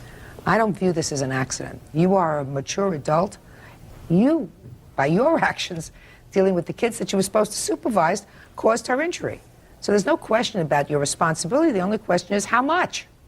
Now we know that just the money part of your responsibility is $424.10 with regard to out-of-pocket expenses by the plaintiff. Is that what you believe is your level of responsibility? Yes, ma'am. And what about the discomfort and the pain and suffering suffered by the victim? Don't you bear any responsibility for that? Well, I feel for her circumstances, and I don't know if there is a amount you could put on. That's what courts do. Courts put on an amount. Right. Yes, ma'am. What were you doing that summer? Were you still in school on June 11th? No, actually, I went on a camping trip with my dad and my little sister. Right afterwards? No, we had to wait at least for the rest of the month. For the camping trip, my husband said that she couldn't really hold a backpack so they could go, you know, really hiking for a long time or anything like that. So It was a trip that we had planned all year, just me and my two daughters going out west. And it ruled her out of soccer for the fall. She wasn't able to play. You mean in September you still had residual effect of the shoulder injury? I had, I couldn't move my shoulder for a very far distance for about 3 months afterwards. Mr. Markham, that's what courts mean by pain and suffering. Plaintiff is suing you, Mr. Markham, for $3,000. He's suing you, I assume. The other $2,500 is for pain and suffering on behalf of his daughter for the discomfort that she endured as a result of your actions. He is absolutely entitled to that. Judgment for the plaintiff. Parties have been sworn in, Judge. You may be seated. Ma'am, have a seat, please. All right. Well, there are certain things about this lawsuit that we can all agree on. Ms. Kessler, the defendant is your cousin. Correct. Also a neighbor. Correct. And he has a girlfriend. Girlfriend? Yes, ma'am. You also know Dawn. Yes. And according to what I've managed to piece together from reading these papers, you were having a conversation with Dawn. And during that conversation, you told her something about your cousin that she didn't like, and that certainly he didn't like. What did you tell her about him? That Jason was in Terre Haute on a boat, fishing and partying all weekend, Labor Day weekend, instead of being out of town working. So you told his girlfriend that he wasn't where he was supposed to be, but he was out partying when he was supposed to be employed, right? Yes. And you confronted Jason? Yes, ma'am. Step up. When did you tell Jason? While I was on the phone with Amanda, I had asked him about it. So he was at your house? Yes. Had you called Amanda, or did she call you? She had called me. While you were on the phone with her, did you call into Jason and say, Jason, tell me what you did? After she had told me Jason was sitting there, and I had asked him. Were you still on the phone with her? Yes, I was. So you're holding the phone? Yes. And what did you say to him? I had asked him, Amanda had told me that he had lost his job and that he was out drinking. So I had asked him about it. And What did you say? I asked Jason if he had lost his job, and he said that he didn't lose it, that him and his partner that he was working with had walked off of the job. And I proceeded to tell him that Amanda said that they were out partying, and I had asked him about that, and he said no. Then Jason got mad and went over to confront Amanda about this. And then this is when the confrontation went into effect. Did you follow him? No, not over to Amanda's house. I was watching out of my bay window, which... So you didn't see what happened when Not when he went over to her house, no. So that you can sit down. So here we have it. You put your nose in where it didn't belong. He got mad, and you went over to her house. True. Furious. Yes. What happened when you got there? Oh, I didn't go in the home. I just was outside, and she ran into the house, and I grabbed ran the into the shovel. house? She did, Amanda. I grabbed the shovel, and I proceeded to go up to her van, and I destroyed the taillight. I hit the taillight, and I paid for a new one, got the receipt, and gave it to her. From that point, there was nothing ever said or anything about it until I got papers from her saying she wanted to serve me to go to court, saying I caused $1,900 of damage, that I beat the van with the shovel, which there is no dents on there from a shovel. It's all hail damage that were already existingly on the vehicle when they bought it. Why did you pick up a shovel, Mr. Napier? Well, I was frustrated, and I was tired of her interfering in my life and starting trouble with my family when she ruined her own life with her family. You mean you couldn't settle that with words? Well, words only lead so far. It just accumulated of her doing it to us so many times and so many incidents and so many reports. You know, I just got fed up with it, and it just tried to relieve the pressure and show her what it feels like when she destroys people's property. Why, she ever destroyed your property? Yes, she has, many of times. Really? Yes. Well, tell me about that. Well, I got a report here of stating she did criminal mischief and she popped my fiance's tires in broad daylight, and said that two men in a Buick pulled up and jumped out of the car and popped the tires when she was drunk, and she deliberately went over there and did that. Well, how do you know she deliberately did that? Because we saw her out of the front bay window. We told her to watch and heard the tires pop. You know, and tires make a loud noise when you stab a knife through them. Now, your defense is that, yes, you did cause damage to the car. Yes, and I knew I was at fault, and I paid for it, and I told her that I was sorry for that, you know, and I knew I did wrong, and I got papers reported to me that I needed to go to court. All right, Ms. Kessler, you tell me what happened. He comes to your house, and you run inside. Okay, let's back up a little bit, Your Honor. When I was on the phone with Dawn, she advised me to call 911, that Jason was in a very big rage, so I did so quickly, ran to my master bedroom closet while he was in my house screaming that he's going to burn my house down, beat me up. I then heard the door shut, and I was on the phone with the dispatcher at the time, and I watched Jason pick up a shovel from my storm door and just rage from my hood all the way back. And there's scars, and there are dents. There's scars on my windows, on my hood, all the way down where it needs to be repainted. I have a very nice looking van, and I was so frustrated and confused. The police said that they would take care of it, talk to him. He said he'd pay for the damages. So I left it at that. Well, nothing was getting done, and I saw that there was more damage, got the estimate, and wow, almost $2,000 worth of repairs. Tell me about him fixing the taillight. I had a friend over. Dawn called them over. He did not fix the taillight. Dawn gave the taillight to a friend of mine in the yard. So he purchased a taillight? Right. And then I had to pay somebody to put it on for me. You have photographs of the car? No, I do not. Why not? Well, I did. I forgot to bring them. How am I supposed to assess the damage? Well, I have two estimates here that have full explanatory of what happened. I have a police report here that has Well, let me see the reports that you have. We do have pictures, Your Honor. You have pictures? Yes. She wants the police report. And I want the police report and the estimates, and I will take a look at the defendant's photographs, please.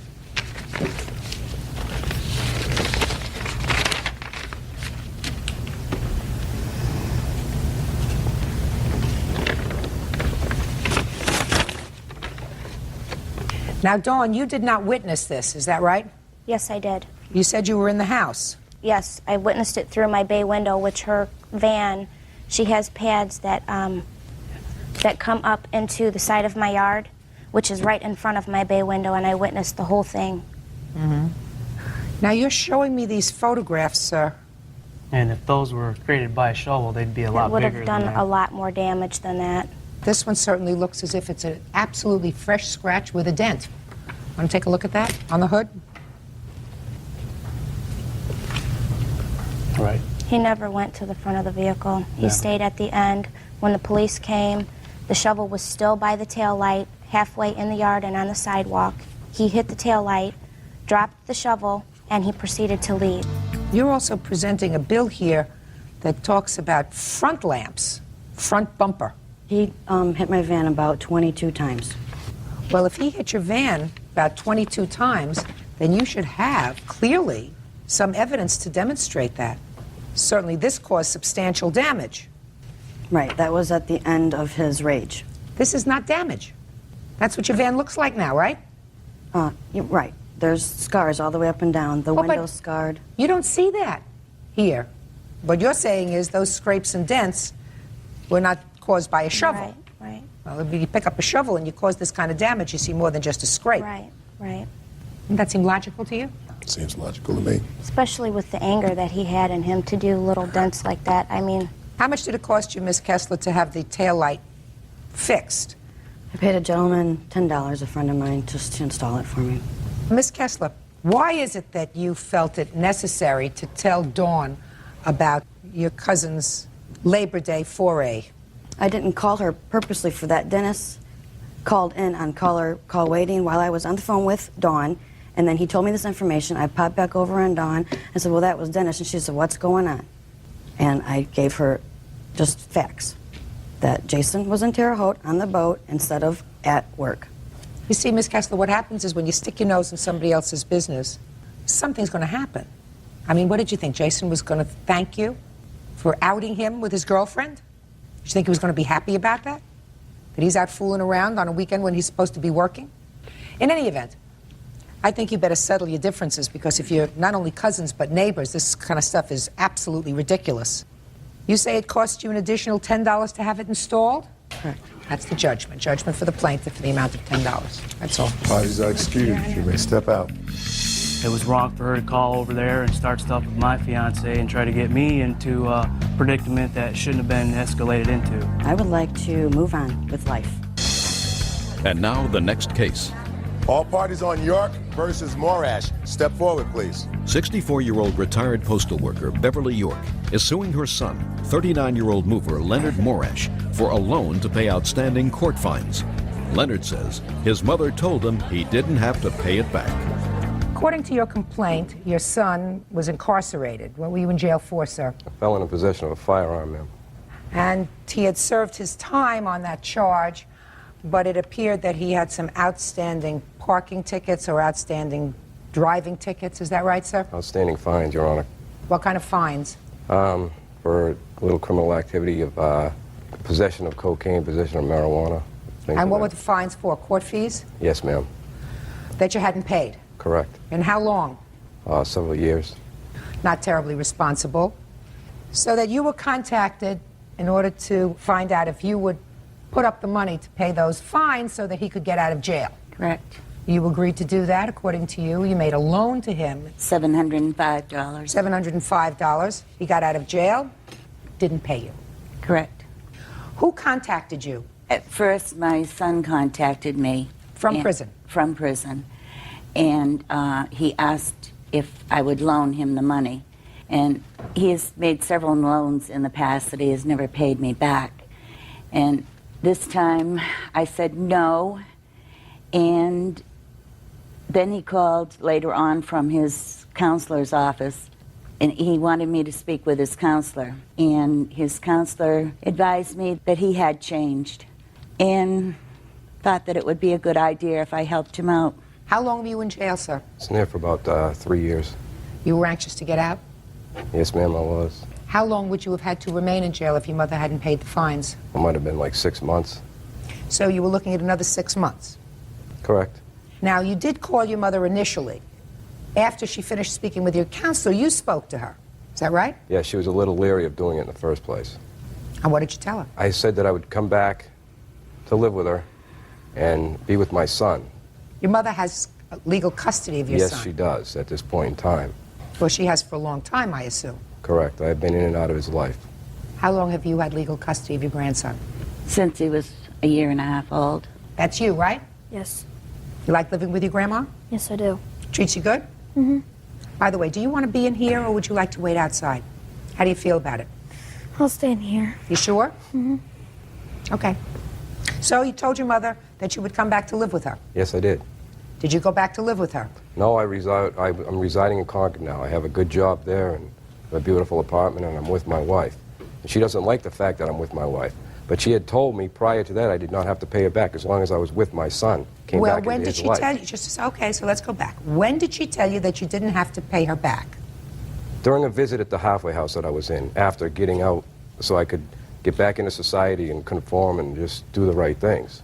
And she had visited me with my son, and it wasn't about the money issue.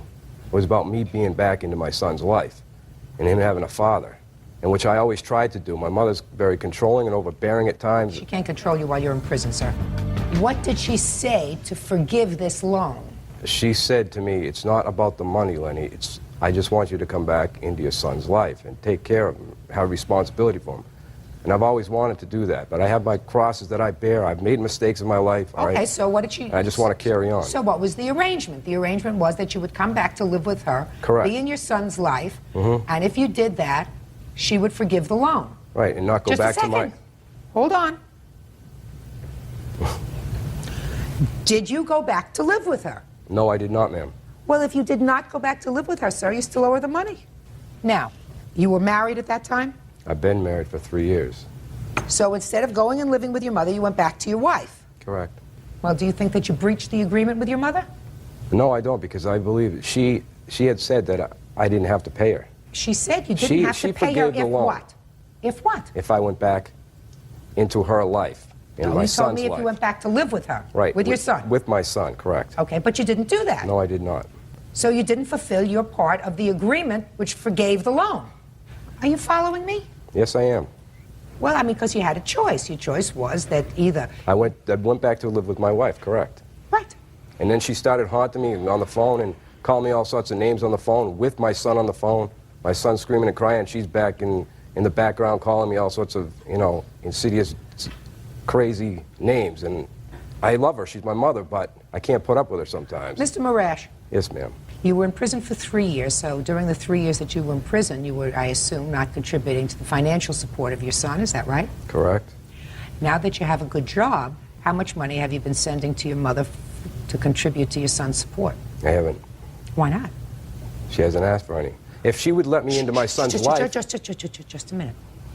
this is my flesh and blood. I thought blood was thicker than water. Now it's Why don't you see if this young man wants to step outside while we finish this discussion? Okay. Okay? Sure. Look at my son here for a second. Sure.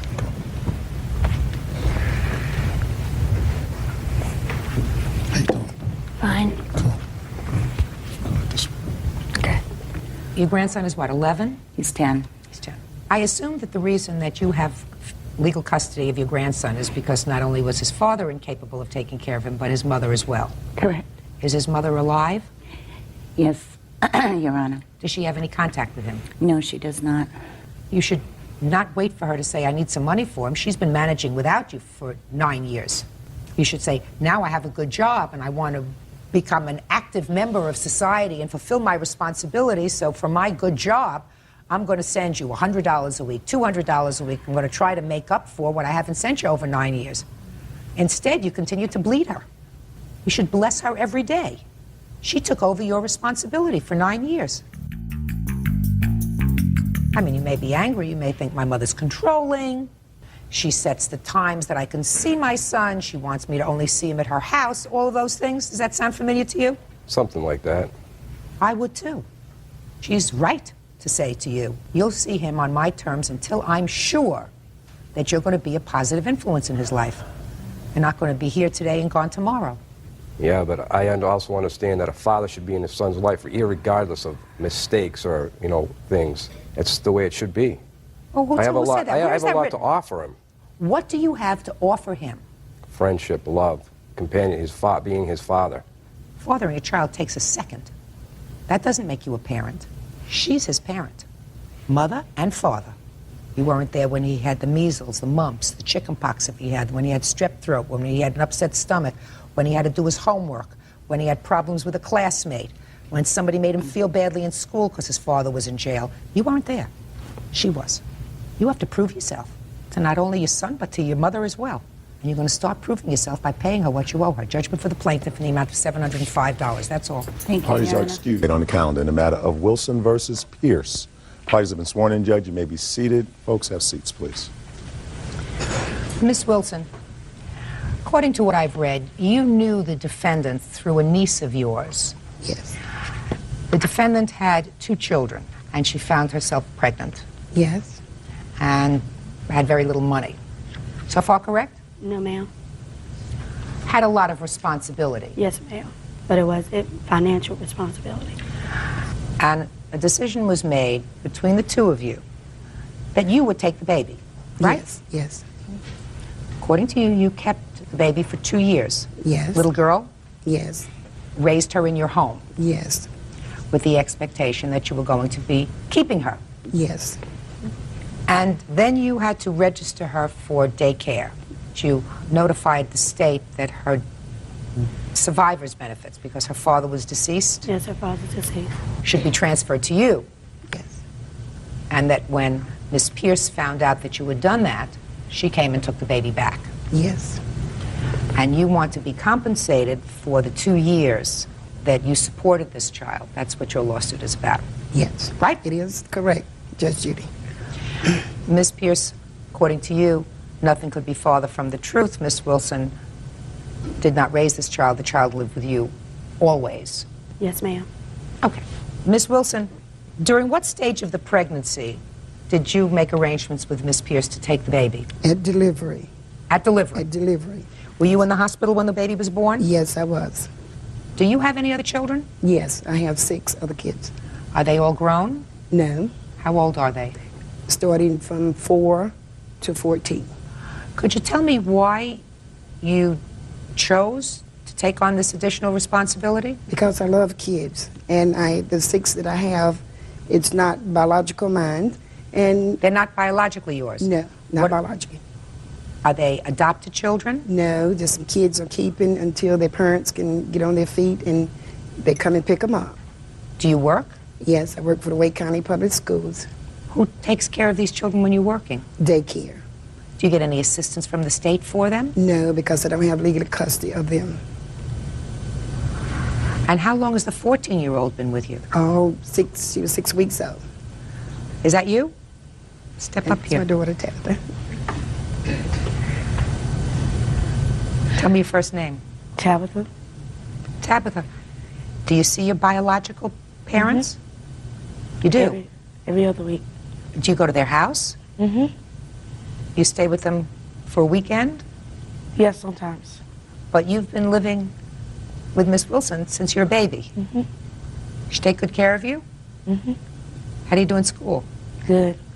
Do you help take care of the younger ones? Mm-hmm. I love them to death. I love little children. Do you know Miss Pierce's baby? Yes, ma'am. What's her name? Diamond. Do you remember when Diamond came to live with you? Yes, ma'am. Tell me about that. She had called us to come to the doctor because she was about to deliver Diamond. So I went with my mom, woke me up, we got dressed, and we went to the hospital. Francis told the doctors to hand her over to my mom when she came out, and my mom walked around and held her, and she smiled at me and my mom. And then that's when they put her in a little bed, and then we all went home. Then 2 weeks later, she called for us to come and get Diamond. Did Diamond live in your house all the time? Mm-hmm. Have a seat. You got no support from this child at all during the time she was with you? No, I didn't. Not at all. And tell me what happened after 2 years, Miss Wilson. I told Francie that I need to put Diamond into... This is Francie. This is Francis. I need to put Diamond in daycare, and I needed $90 to do so. And, well, that didn't work. So I went down to Social Security, and filed for Diamond's SSI to come to where Diamond lived, which is my address. I had that done, and then I went back home. In about 2 hours, I called Frances and told her what I had done, and if she rejected, I wouldn't get it, but if she didn't, I would get it for Diamond. And she said, no, you can't, because this is what I need over here. But I said, well, Diamond don't live over there. Diamond lives here. So I'd say an hour, 2 hours, the Raleigh police come to pick her up. That was April the 28th this year, 2000. And I haven't seen her since then, but I want to see my baby. That's my daughter. I mean, she had her, and I love this baby. I want to see the baby. I want to see her. Miss Wilson, what do you do for the school system? I'm a teacher's assistant. You don't have any court papers for any of your children that are living with you? No court papers, no legal documents. No guardianship papers? No. Tell me why, Miss Wilson. You are not an unintelligent woman. You know that if you have children living with you, for instance, if they need to go to the doctor, and you have to sign a consent form for the doctor to take care of them, who signs that form? I do. I signed the form. But you don't have the legal right to sign the form unless you have these papers for your kids. Certainly, this young lady has been with you for all of her life. You are her mother in every real sense of the word. But you should have some papers for her. There are ways that you can get assistance for these children to make your life a little more comfortable. Judge Judy, the 5 kids, well, the 6 that I have, their mom, they cooperate with me. And when we correspond together, they sign papers, they give me money for them. And that's one reason why, because I didn't want to sign the legal papers for them, because they cooperate. We would talk, and we just got along great. But when it comes down to Miss Frances, we just couldn't communicate. And I love my daughter. That's my daughter. Well, Miss Wilson, if she did live with you for that 2-year period, and she did not live with her mother, and if you want to fight for custody of her, I believe that you have the right to do that. I can't tell you what the outcome of that case would be, Miss Wilson, but there are certain rules with regard to parenting. You cannot leave your child with someone else for 2 years and just decide to take her back.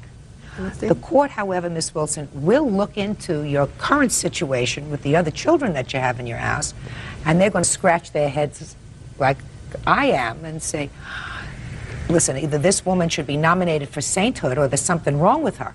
I have a feeling it's the former rather than the latter, because it seems that you have a working relationship that most courts can't work out for at least 14 years with regard to having a nice relationship with your biological parents, but knowing that you have a secure, stable home with you. Judge Judy continues in a moment.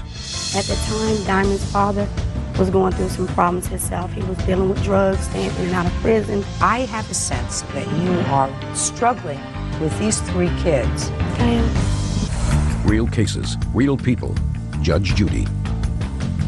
Shirley Wilson is suing former friend, 27-year-old Frances Pierce, for the cost of caring for Frances' baby. All right, Miss Pierce, let's hear your side of the story. Yes, ma'am. I was introduced to Miss Wilson. I was 6.5 months pregnant. At the time, Diamond's father was going through some problems himself. He was dealing with drugs, staying in and out of prison. And at that time, I just moved. I was going through a lot of stress. I found out I was pregnant. I didn't go get any prenatal care until I was 6.5 months pregnant, because I didn't want to realize that I was actually having another child. Just getting myself back on my feet, getting in good, doing good. I said, I don't really want to have this baby. I don't want to abort, okay? I want to find another situation. We sat down, we talked. She'd come to my house. I would go visit her. We talked about maybe giving up for an adoption. I said, well, okay, right now, in the situation I'm in, I can't deal with her father. I know I'm not going to get any help. I'm just getting off of assistance, and my goal is to keep going. I don't want assistance anymore. Okay, but you had already talked to Miss Wilson with the idea that she would adopt your baby. Yes, ma'am. But okay. She knew, yes. Okay, go ahead. Okay, then when Miss Wilson came up, that's true, her and the daughter came up and Diamond was born. She did hail Diamond. They talked or whatever. After that, I did not see Miss Wilson anymore till Diamond was like maybe 3.5 weeks old. She did not keep Diamond. Diamond went with Felicia Wilson and her mother. Social service paid them to keep them, because at that time I was working at Winn-Dixie and I was cleaning buildings at night. What happened after 3 weeks, Miss Pierce? I went to work. I went back to work. And started who back took working. Diamond after 3 weeks? She stayed in my home, but Felicia Wilson and her mother Social service paid them to keep her while I worked. Well, tell me under what circumstances she started to stay with Miss Wilson. Miss Wilson came by and said her school donated a whole bunch of clothes and stuff for Diamond. Brand new clothes.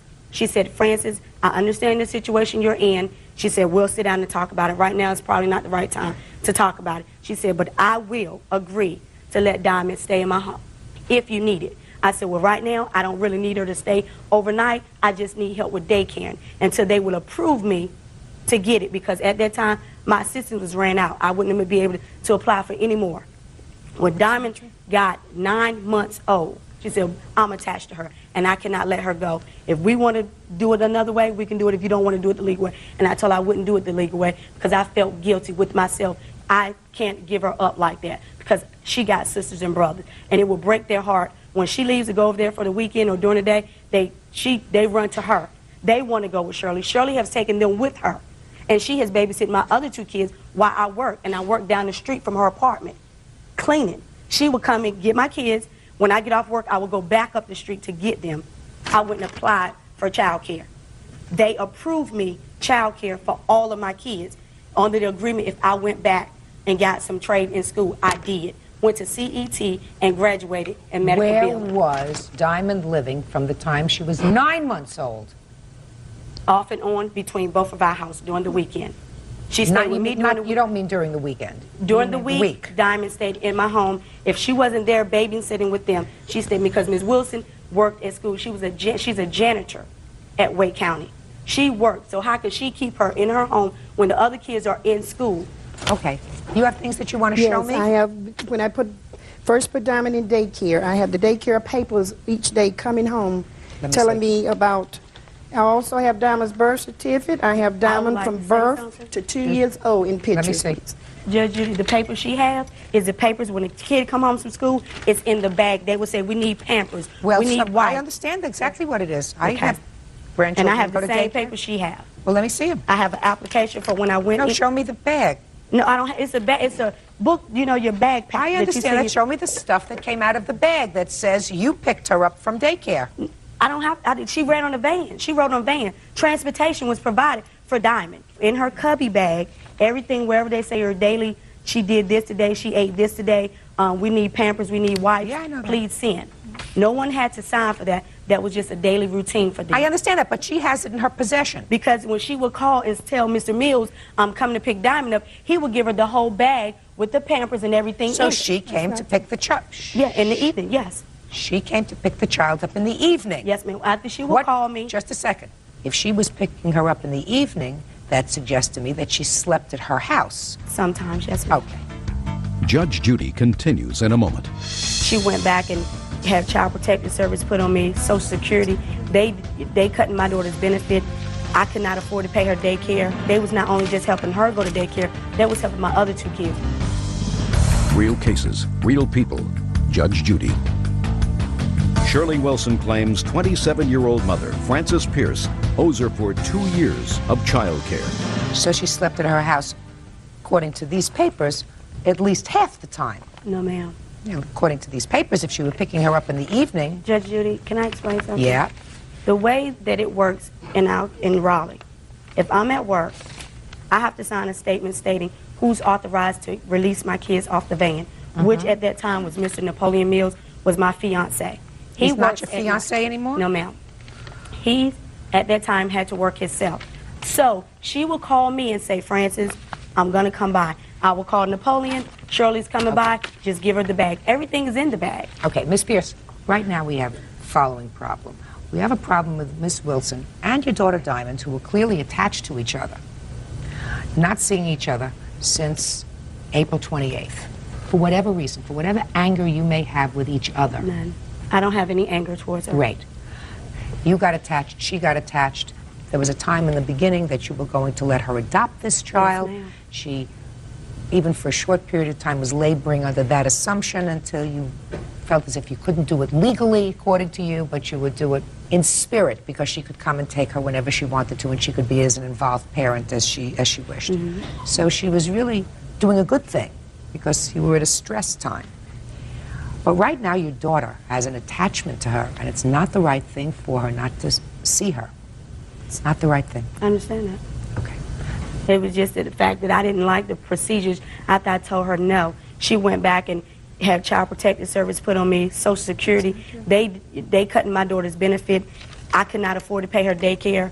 If she didn't go, they was not only just helping her go to daycare, they was helping my other 2 kids. When they take one out, that means the other 2 come out. That means I have to stop working. I got to depend on other people. I explained that to her. I had to go to legal aid, get lawyers and things. Okay. I mean, I understand what she's doing. I have no problem with her seeing Diamond. Diamond loves her to death, but I just did not like the fact that she did not ask me for $90. I paid $191. So giving her $90 ain't no big thing to me. But why should I give it to her when she worked the same time I do? You have no problem with Diamond spending some time with Miss Wilson During the day, not overnight. Okay? Okay, that's fine. Great. All right. Love that. Now, are you going to be able to work out informally Diamond spending, say, the weekends at Miss Wilson's house? The weekends.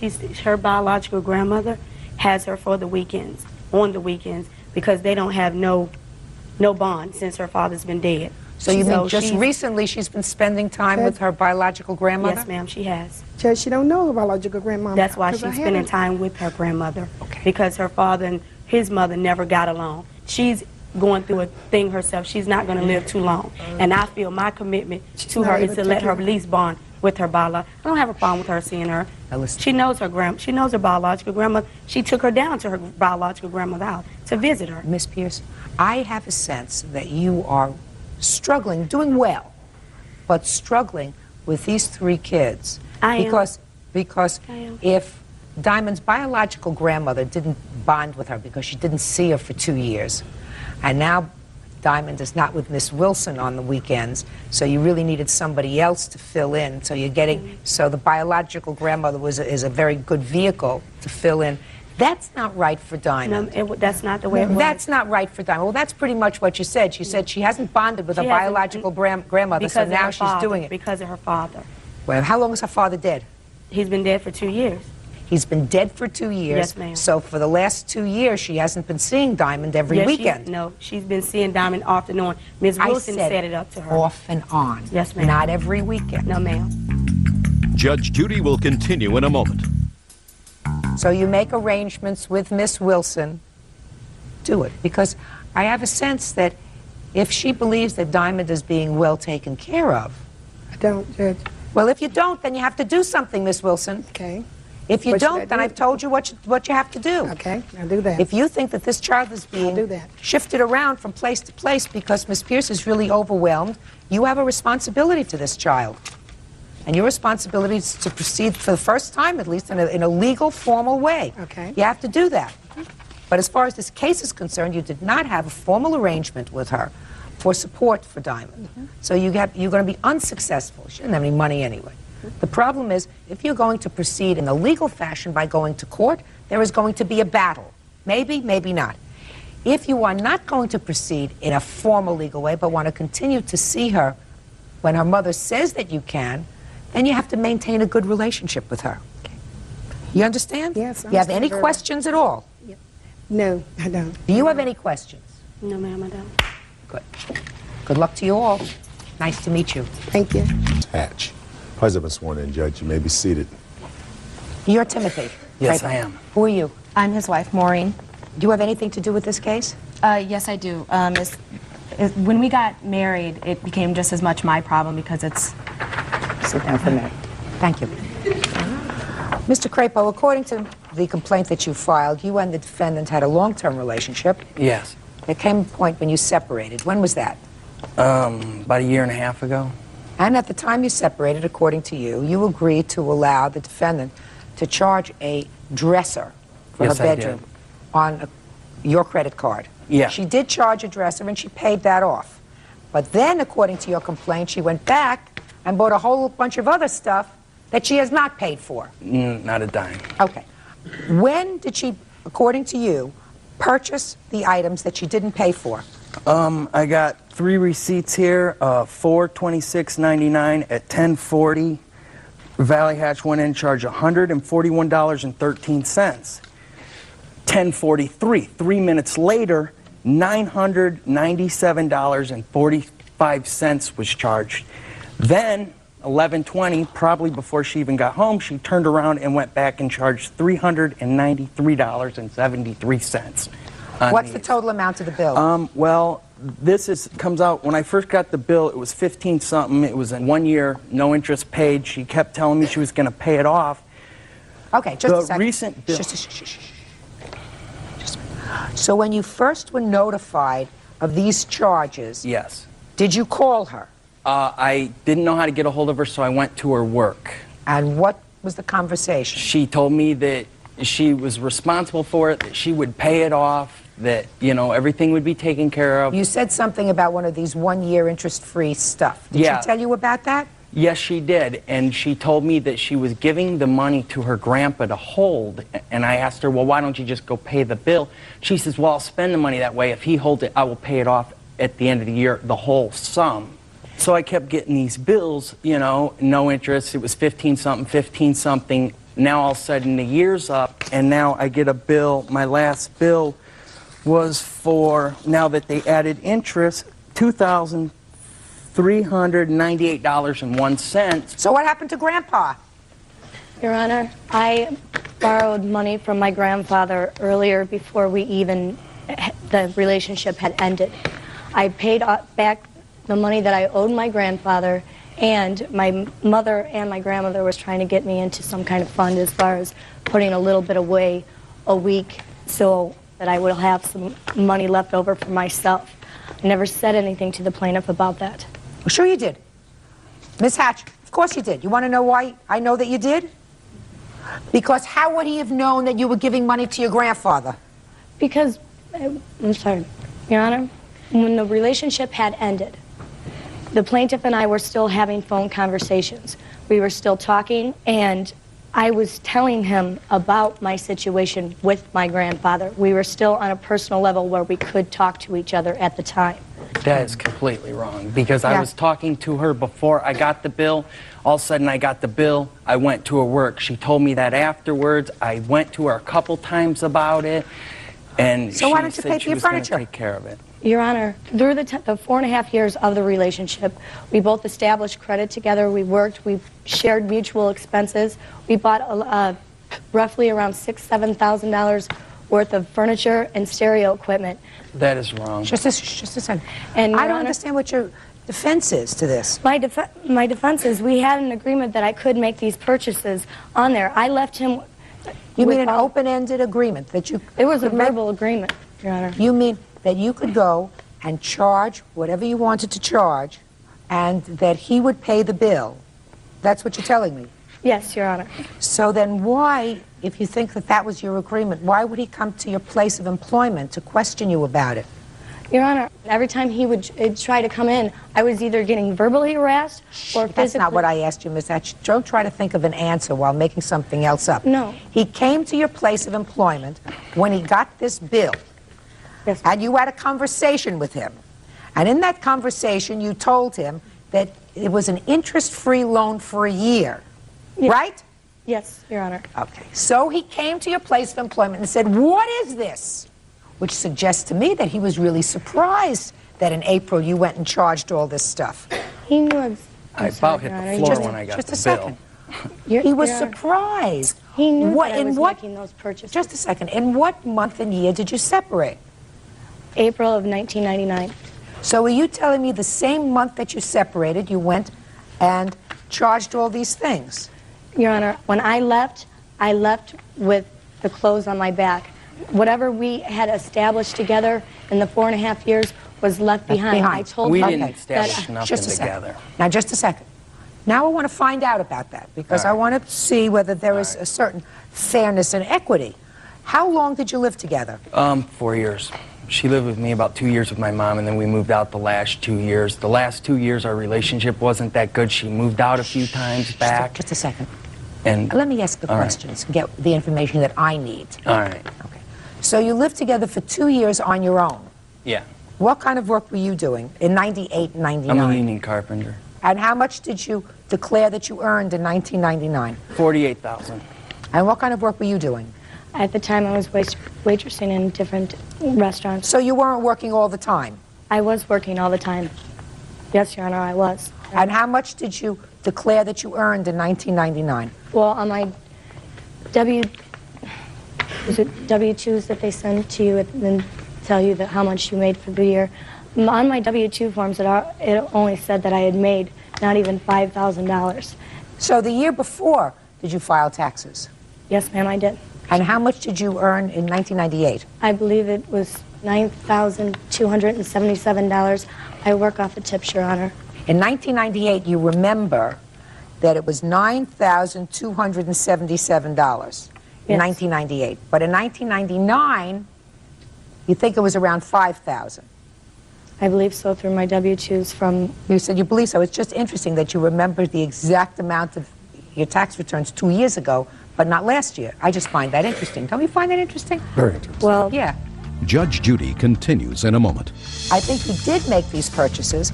Then I think you went and got married and you said, hell with him, let him deal with it. May I say something, Your Honor? Sure. Make sure you don't get yourself into any deeper hole than you already are. And later today, It was late at night. I had crashed on the couch. Is that because you've been drinking? I had some to drink earlier that evening, yes. He was intoxicated. real cases, real people. Judge Judy.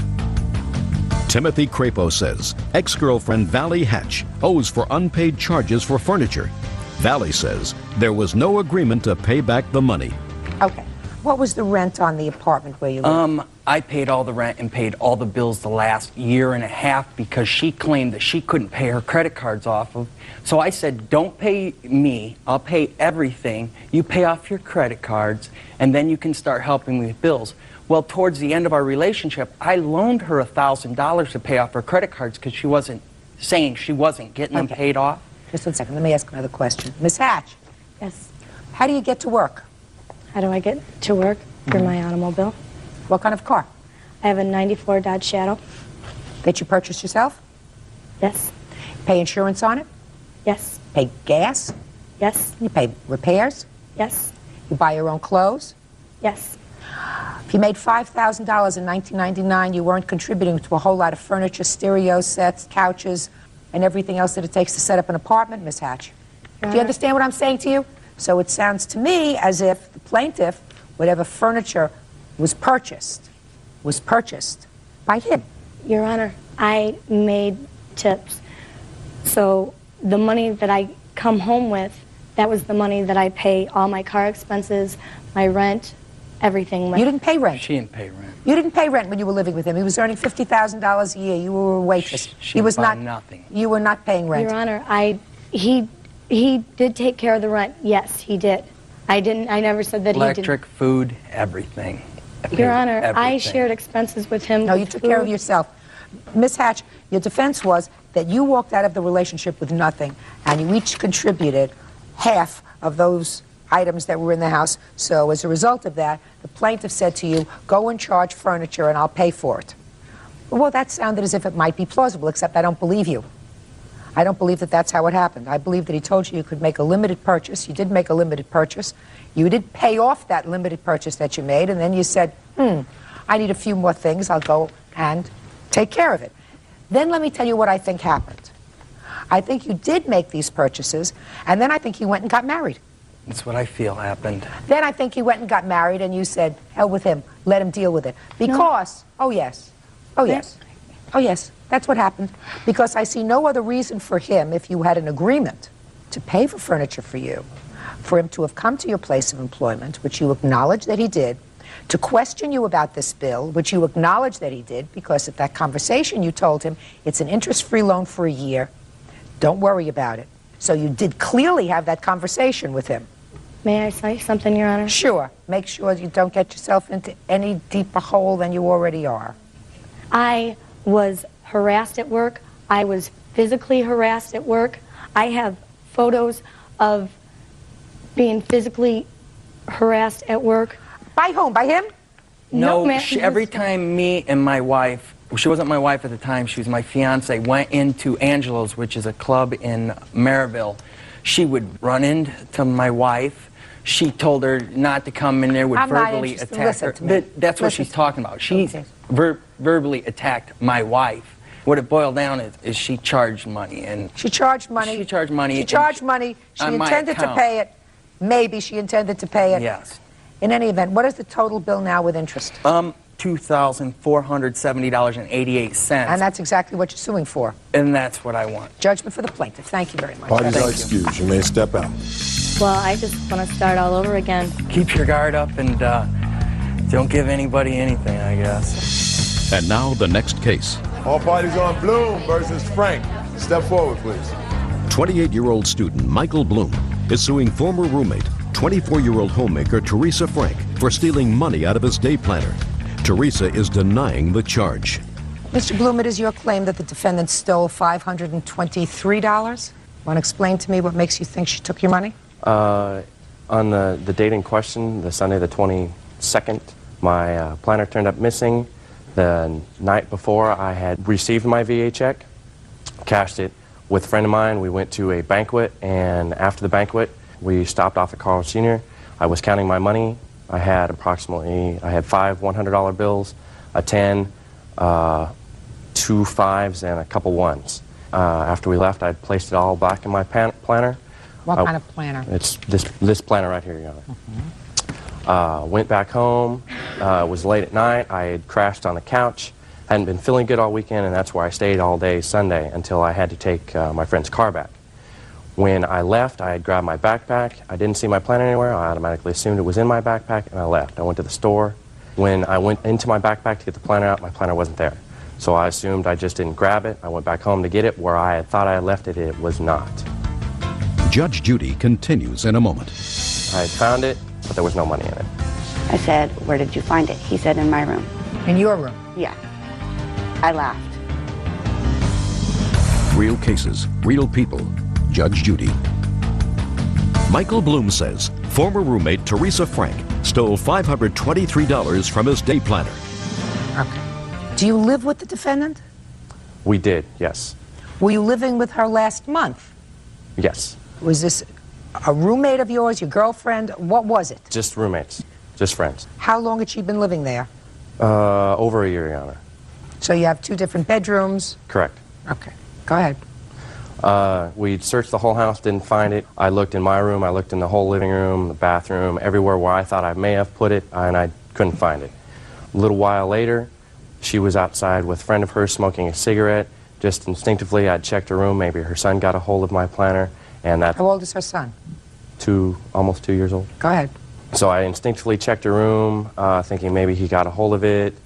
I had found it in a brown paper bag. There was some of his toys and some clothing in it. And there was everything else was in the planner, but there was no money in it. So, what'd you do next? I said I had found it, and from there she was apologetic about it, said, offered to pay me the money back. And at that time I was very upset. I had to take my friend's car back to her. I said, "Don't worry about it. We'll take care of it when I get back," and I left the house. When did you return to the house? Later on that evening.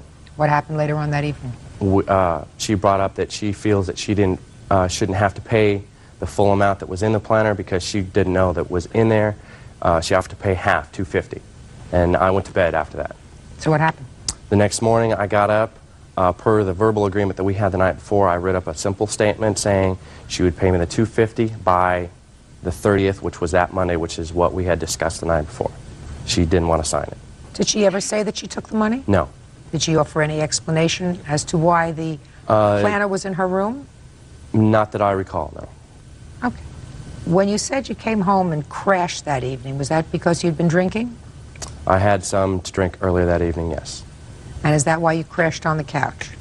No, at the time my computer was on the coffee table in front of the couch. I was checking my email and watching some TV, and that's ended up where I crashed. All right, Ms. Frank, now I'll hear from you. He came in, he was intoxicated on Saturday night, the evening before the planner was missing. And we talked, he fell asleep. The next morning we got up, I went to the grocery store, and my girlfriend stayed there and watched my son. And when I came back, Mike was pulling in right behind me, and I asked him what he was doing back. He said it would be nice to have a license. So, was looking around. I asked while I was bringing the groceries in, "What are you looking for?" He said, "My planner." So me and my girlfriend were looking around the house, helping him look for his planner. We looked everywhere. prior to him going into my room, we had been in my room dumping out toy boxes because my son does get into, he has gotten his planner before and ripped everything out of it. So we were going through toy boxes, everything in my room as well as everywhere in the house. And we didn't find it. Well, I didn't know where else to look. I said, well, I'm going to go outside and smoke a cigarette. My girlfriend came with me. When we came back in the house, the planner was sitting on the couch. I said, well, isn't that your planner? He said, yes. I said, where did you find it? He said, in my room. In your room? Yeah. I laughed. Who was this girlfriend who was there with you? She's just a good friend of mine. When did she come to the house? She came there with me that day, and she was watching my son and her daughter while I went grocery shopping. She was there by herself. Did you ask her whether she took your money? Yes, I did. What'd she say? She said no. Could she have taken your money? It's highly possible, Your Honor. Anything's possible, I suppose. Judge Judy will continue in a moment. Okay, so let's talk about this for a minute. Had you gotten VA checks before? Yes, I have. Had you cashed them before? Yes, I have. Did you keep the money in the planner? Yes. Any money ever missing before? My planner has come up missing before. No. Any money No, ever not missing? the money specifically, no, Your Honor. So if no money had ever been missing before in the year that she had been living with you, and if there was at least one other adult in the house, why would you assume that it was her? I didn't make no assumptions, Your Honor. I was going on the best evidence that I had at the time. Just a second. When you came home, her friend, who was also babysitting, was in the house. That is correct. And was in the house for quite some time alone. Correct. So it is possible, Mr. Bloom, that, and I'm not attributing this to your friend, but it is possible that the friend found your planner, took the money, and put the planner in a bag in the room. Correct. So how can I find in good conscience, sir, by proof that is even a preponderance of the evidence that she stole it? How can I find that? I don't know, Your Honor. I don't know either. You just answered the question. Thank you very much. The case is dismissed. Parties are excused. You may step out. Judge. Case number 372 on the calendar in the matter of Sheindlin versus Bailey. Parties have been sworn in, Judge. You may be seated. Sir, have a seat, please. Mr. Sheindlin, it is your claim that the defendant, with whom you were involved romantically, had borrowed at some point $300 from you for some medical bills as a result of a car accident that she had had. You are no longer involved romantically. You claim that she made one payment to you. I believe you said the payment was $60. Is that right? Yes. And so she still owes you $240. Yes. She says no way. When did you start to date her? In about May. I'm not sure exact date, but in May. Of this year? Last year. And when did you make her this loan? As far as I can remember, it's about June. Of 99? It's 99, yes. And tell me the circumstances surrounding the loan. Okay. She must have told you that she needed money. Well, basically what happened is she kept telling me when we talked on the phone, her parents were bothering about the money for a doctor bill. What was the doctor bill for? A car accident before we even met. And what did you say to her when she told you that her parents were bothering her about this medical bill? I said I can loan her $300, but since I don't have the money to be able to give that to her, I'd have to be paid back. And what did she say? She said okay. When did you break up?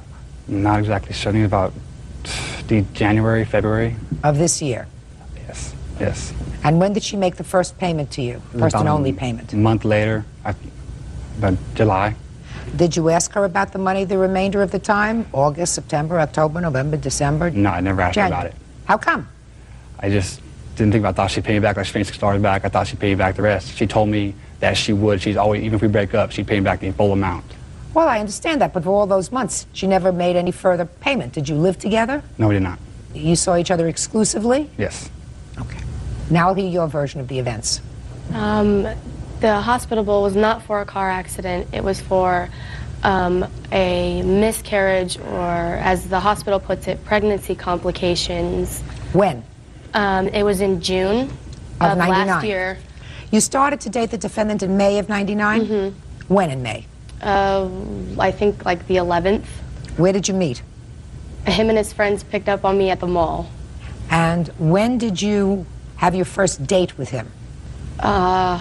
Jeez, I don't know. He called me the next day. I guess we hung out like a week later. So that would have been, hanging out would have been, say, the 18th of May. Is that right? Yeah. When you said you hung out, was that a date? Yeah. Where did you go? I don't remember. We went to the movies. And do you recall how much after this first movie date that you had any intimate relationship with him? Only like 2 weeks. 2 weeks after that? Yeah. All right. 2 weeks after that would have brought you to the end of May. Mm-hmm. Correct? Now I'll see your paper.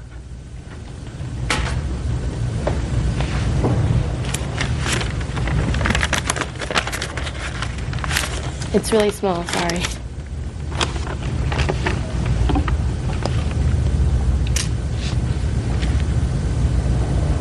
When did you go into the hospital? The 23rd of July.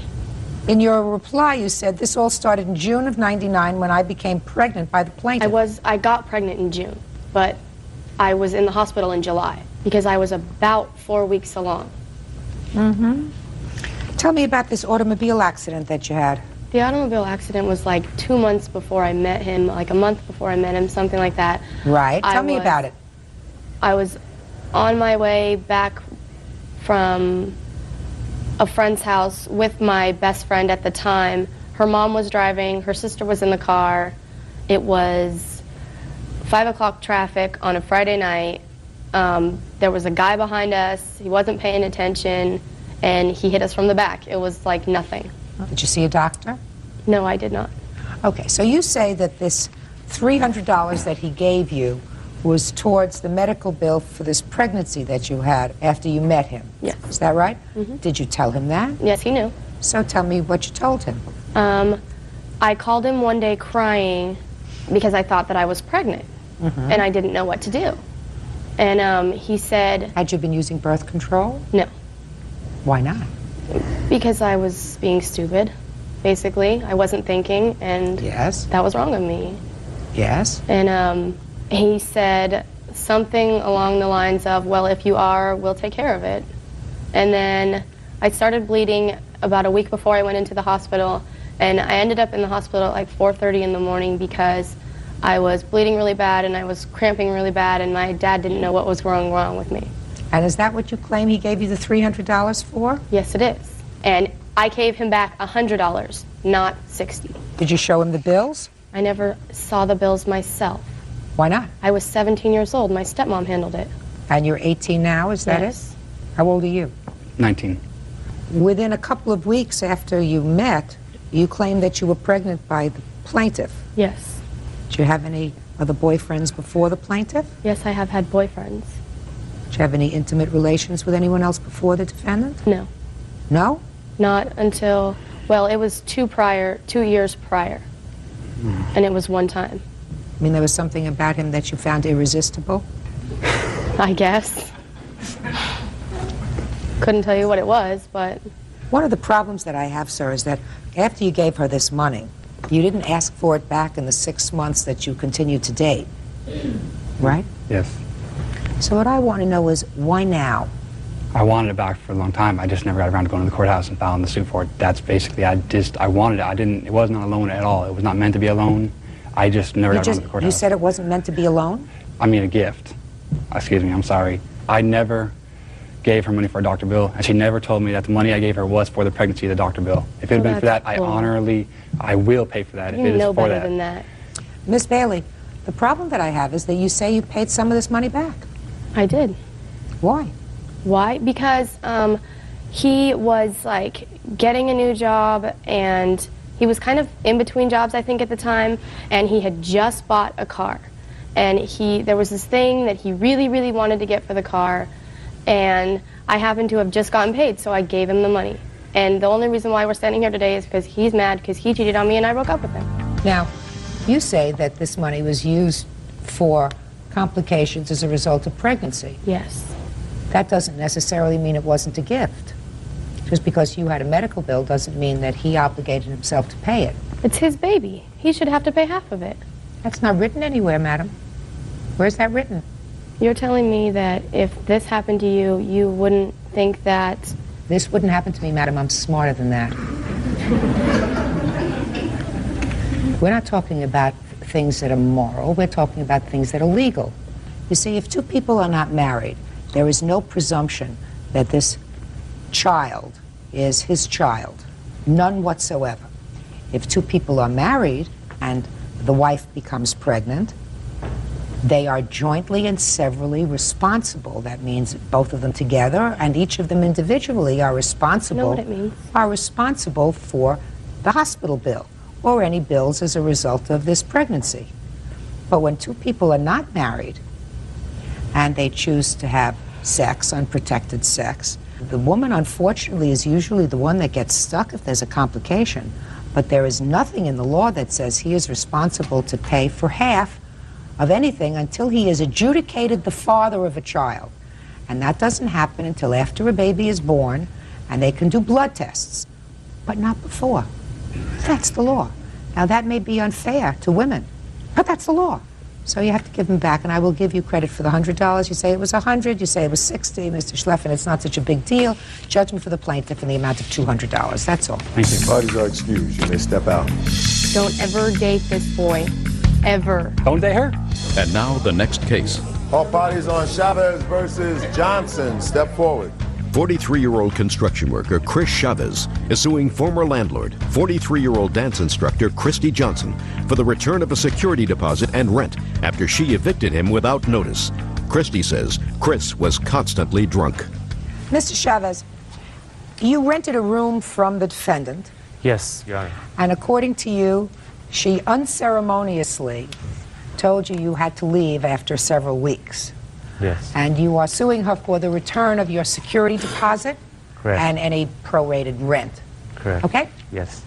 And she said she was forced for safety reasons to have you evicted immediately, and that she's not returning your security deposit because there was damage to the room. That's what this case is about, right? Mostly.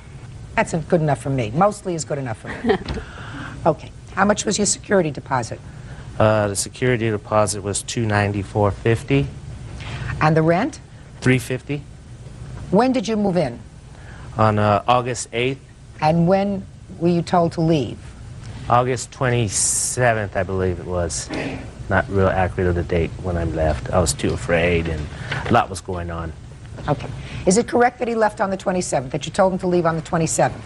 I gave Chris notice in writing. First, I gave him a letter on the 23rd trying to work out the problems that were going on.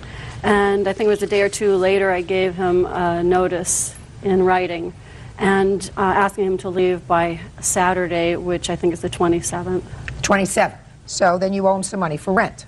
No, I do not, Your Honor. Yes, you do. Your Honor? Yes. He paid rent through the end of the month. Yes. And he left of his own free will. You told him to leave by Saturday. That's what you just told me. Yes. What do you mean? How could he leave of his own free will, madam, if you gave him a letter telling him that he had to be out by sundown on Saturday? That's not leaving of his own free will. Well, I didn't have to get anybody to kick him out. Are you for real? Yes. Yes, I am, Your Honor. Now, let's talk about his security deposit. What was wrong with the apartment? He had left all his stuff there, and that is because he got in a car accident while being drunk. What was wrong with his room that you did not return his security deposit? I had to spend my time packing up his things, cleaning the room. I had to paint the room. He started painting the room and didn't finish the job, so I had to buy paint and paint the room. Because you kicked him out? No, he did the job before he moved in, which was around the 9th or 10th. And we're talking 2 weeks later, Your Honor.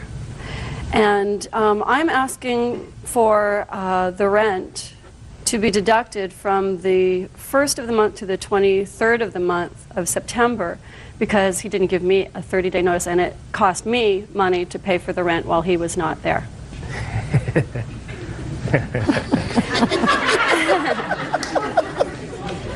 Get real. Real cases, real people. Judge Judy. Chris Chavez claims former landlord Christy Johnson evicted him without notice. Christy says Chris was constantly drunk around her children. Go ahead. I have a letter here that I gave him on the 23rd of August that outlines the fact that he had been Can I see the letter, please? Sure. drunk in my home for several days, had not gone to work, had lied to me, had totally misrepresented himself to me. Just a second. Mm-hmm. I'm writing this note because it seems that you have a hard time talking to me, or maybe anyone, about what's going on with you. I know that you are having a hard time right now and invite you to talk to me about the big stuff in your life. Go deeper in your conversations with me.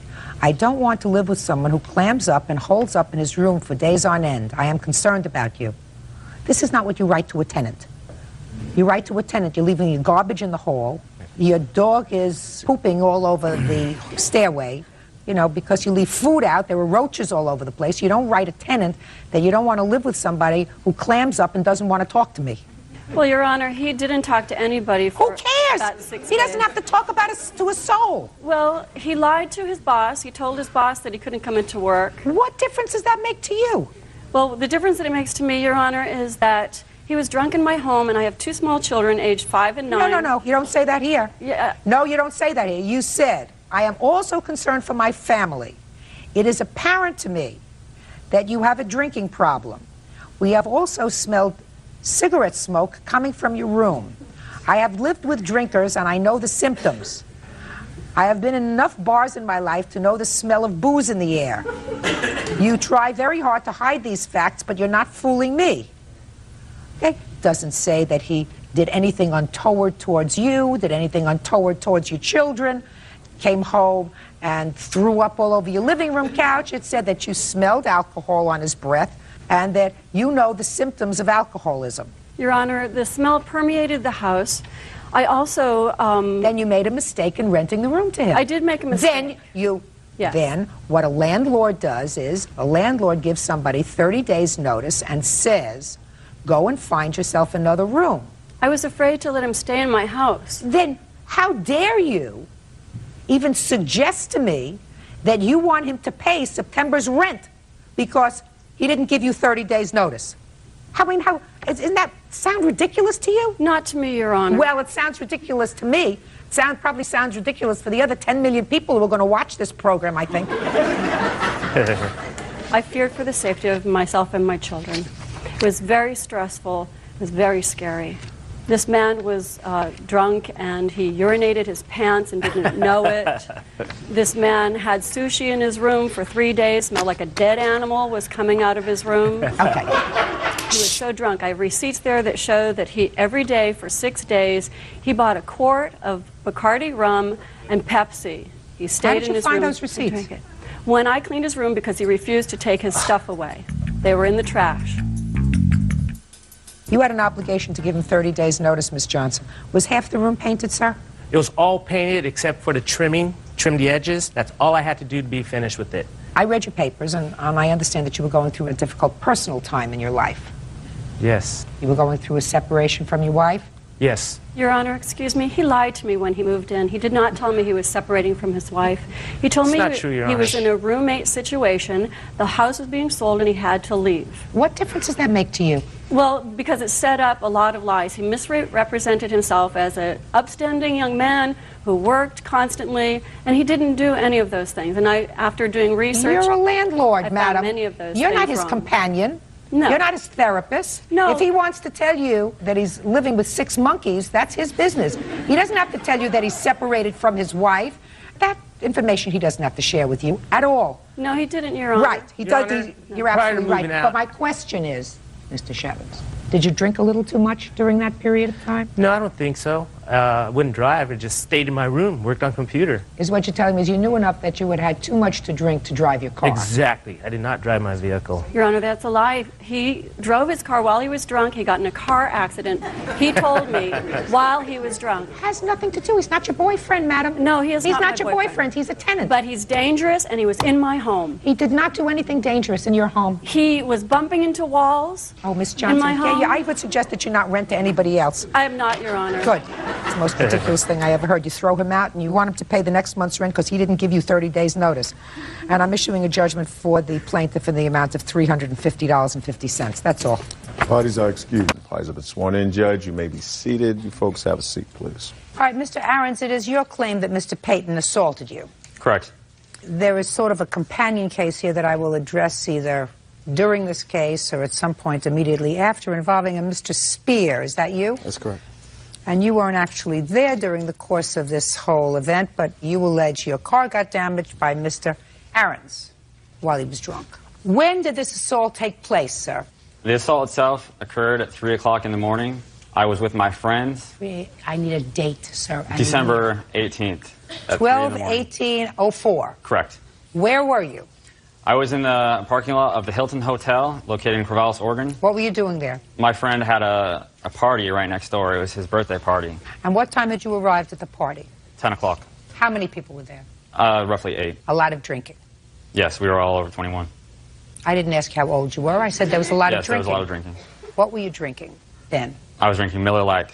Nothing other than beer. Correct. And what happens? We were outside, out front. There's a fence separating his house and the parking lot. And we were out front there. I was with my friends, Jason. Well, they're actually acquaintances. About 3 girls came out of the Hilton Hotel. At that point, we called over to them to come over and talk to us. So they came over to where we were. What did you say to them? I don't exactly remember exactly what we said, but we said, hi, what's going on tonight? What are you guys doing at the Hilton? At that point, approximately 3 to 4 men came out of the hotel and immediately came over to where we were. Mr. Payton targeted me specifically, and he started going after me. I could tell he wanted to fight. He was very aggressive towards me. Well, tell me what he did, sir. He said as soon as he came out of the hotel, he said that he saw me looking at him and saluting in a Hitler-like way. I don't know what he was talking about. Do you know what he's talking about, Mr. Payton? I know exactly what he's talking about. What is he talking about, Mr. Payton? When I walked out of the hotel, we walked over to the young ladies, and they seemed upset, so I walked over and asked him to stop, and he was on the other side of the fence, and he gave me one of those. Can I interject at this point? What were you doing at the Hilton Hotel that evening? The dorms were closed at our university, and I was staying there for a school function. Okay. What time had you started drinking that night? I'm 18 now, I didn't drink. Okay, Ben. So you're outside. And I'm speaking with my friends. It becomes a verbal altercation at that point. So I came over to the fence. So you jumped over the fence? Correct, yes. Why didn't you just go home like you were planning to go? I wasn't planning on going home that night.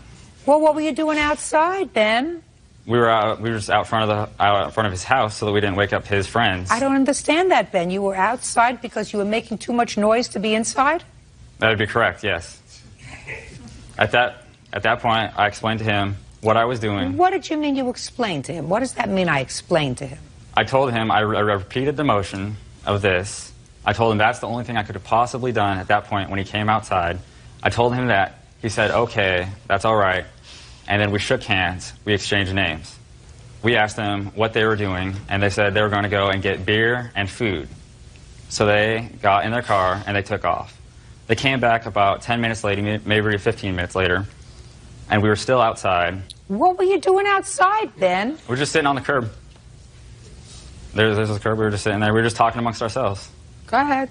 The 3 girls that were with them, I believe they went straight into the hotel, or Because they didn't want to talk to you anymore.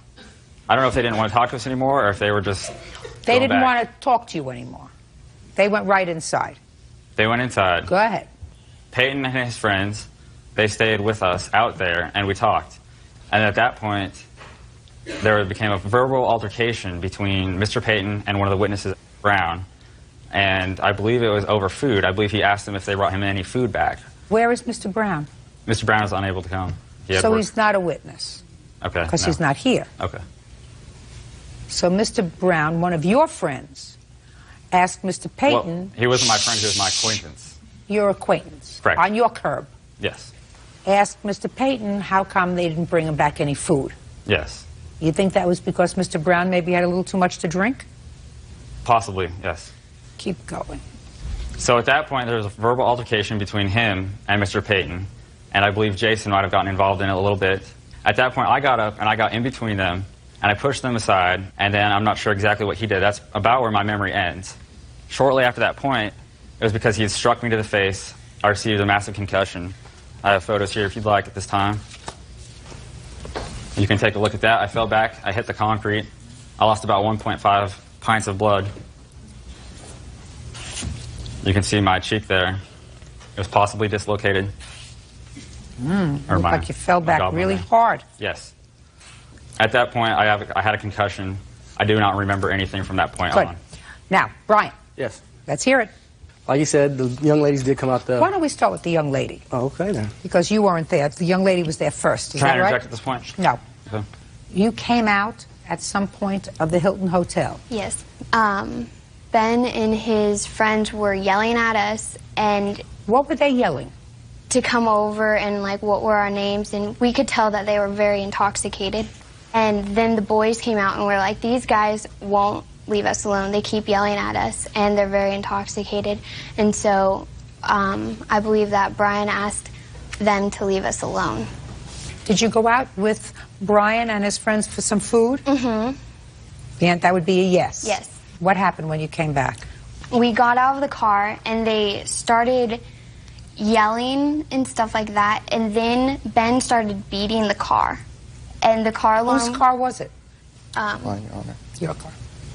He started beating with what? With his fists? Mm-hmm. And the car alarm was going off.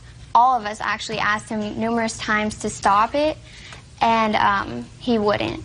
Brian went up to him to get him to stop, and Ben turned around really fast, and his fist came up, and so Brian obviously felt threatened if he was beating the car this much, and so Brian hit him, and he fell back on the ground and hit his head. Okay. The police were called? Yes. You have the police report? I have the police report. And I'd like if to there's see it, something I please. could say. The police interviewed all the witnesses. I'd like to see both police reports, and Ben, I can read. You don't have to tell me what it says. Can I just point one out thing, though, please? Yes? They interviewed all the witnesses there, and they took down their names. Her name's nowhere in the police report. Well, it may not be in the police report, but did they take down the names of the 3 girls who were... No, they did not. Well, so? I don't recognize her at all. I'm not sure who she is. They interviewed everyone who was there at the time Listen of the to incident. me. You were so blind drunk, not a question in my mind, that you wouldn't know her if she came up and bit you in the behind. You said there were 3 girls that came out. It's my job to ascertain who tells the truth and who lies. She told a very cogent story. There is no reason to say that she's lying about being one of the 3 girls that came out that night that spoke to you. Why didn't the police interview her then? I have no idea, sir. I have enough trouble figuring out why I'm here. Judge Judy continues in a moment. We were drinking, him included. He started picking a fight. I can quote him on, I can kick 2 of your guys' right now. Hands off your hips. Real cases, real people. Judge Judy. Ben Aaron says, during a night of partying, he was assaulted by college football player Brian Payton. Brian says Ben was drunk and out of control. In a separate lawsuit, Adam Spear is suing Ben Aarons for denting his car. How did you get the injuries to your hands, sir? How did you get the injuries? I didn't have any injuries on my hands. I noted that Mr. Aarons had injuries to both of his hands. He had abrasions and red marks on his fingers that were consistent with him striking something. This is the photograph of the injury to my hands. This is the dent that my hands allegedly created. That's one hand. I'll take a look at it. Absolutely. If you look in the report, it says injuries to both hands. Right. If there's injury to both hands, you would see it. The only thing that photo shows is a red strap mark from where I was strapped into the stretcher. You can see that. No. Police officer noted, sir, that there were massive dents on a car. That would be Mr. Spear's car. And the police officer said to you, did you strike that car? And you said, I don't remember. That was the answer that you gave to the police. Correct. Police also said that in addition to beer, you drank liquor. Yes. That's what you told the police. Okay, yes. You didn't remember to tell me that. I'm sorry. Police officer also noted that you and your friends were all drunk. Right? Correct. Okay, good. Could I interject with one more thing, please? I have a medical report from when I was there. They did a full body analysis on me. There is nothing in there about any injury to my hands. The only thing I could have imagined that he would have seen is I have a medical injury. Let me explain something to you, sir. You hit his car. You were drunk, and you fisted his car. You may not remember it, but that's what you did. That's what happens when you drink too much. Ben? Allegedly, yes. That's what happens when you drink too much, sir. You act goofy and stupid. You try to pick up girls that don't want to have anything to do with you. You hang around where you shouldn't be hanging around outside. And you act goofy and stupid. And you get yourself into trouble when you drink too much. Isn't that right? Not entirely, no. Well, you were acting goofy and stupid, too, according to the police report. All of his friends were drunk. Oh, does it specify my name in there? Were you at the party? Yes, I was. And you weren't drunk? They didn't take individual I statements. didn't ask you that question, sir. I said... I was drinking, but I was not drunk, Your Honor. I'm here for a reason. I'm not his friend. I met him that night. Good. I'm here because I can remember things. Everybody else there was too wasted. Why? She wasn't wasted. Huh? I'm talking at the party that we were there. This young lady isn't wasted, sir. And you know what? She also wasn't there at the moment of the assault. Step up. Step up. Go ahead. Kind of twisted that around a little bit. I'm not denying that he hit any car. Good. I didn't. So let's start Okay, there. let's start there. there. He hit the car. I did not see him hit the car, no. Okay. So you weren't there the entire time? No, I was outside most of the time. I was inside for maybe 3 minutes the whole time. He was there when I actually got hit. And I was there and witnessed the assault. Let's hear it. Let's hear it? Okay. Take your hands off your hips. We were standing there having drinks. His friends and him among us had beer. They brought a case of beer. We were drinking, him included. Mr. Payton, was pretty hot-headed the whole time. The moment he came up, he started picking a fight with me and Brown, who's not here today. I can quote him on, you guys are pretty stupid. I don't want to hang out with you guys. I don't want to sit here and drink with you. I'm going back to my hotel. I can kick 2 of your guys' right now. That set me, who's pretty hot-headed, if you can't tell, and Brown off. We kind of got up in his face, and he did the same. Some words were said. That's when Ben said he came up and tried to break up the thing. He went back to the hotel for a while with the girls. We still hung out with his 2 other friends. He came back out. And hands off your hips. All right. He came back out. Some more words were said. Ben, at the time, was sitting on the curb drinking a beer. He stood up. Ben wasn't even looking at him. We were all talking. He walked over to Ben and cheap-shotted Ben in the jaw. So after they left, instead of going back to the house, you stayed in the parking lot. You remember why? It's a place to sit. We were there already. I can just stay where I want, I believe. It's not against the law. I love it when it all comes together. Just let him talk. Right? That's what you do best. Mm-hmm. Mr. Payton. Yes. Here's your problem, sir. Your problem is the statement that you made to the police. And the sum and substance of that statement was that he was loud and obnoxious and drunk. Yes. And he kept hitting on Mr. Spears' car. Correct. And you told him to stop. And he walked away, and he came back, and he hit the car again. And then you hit him. That's basically, yes, what happened. I didn't intentionally walk to him to hit him. Like, I came back around the vehicle because I walked through the back of the vehicle towards the Hilton. Whatever. Let me tell you what you said to the police. Okay. Mr. Payton, you said to the police, I told him to knock it off.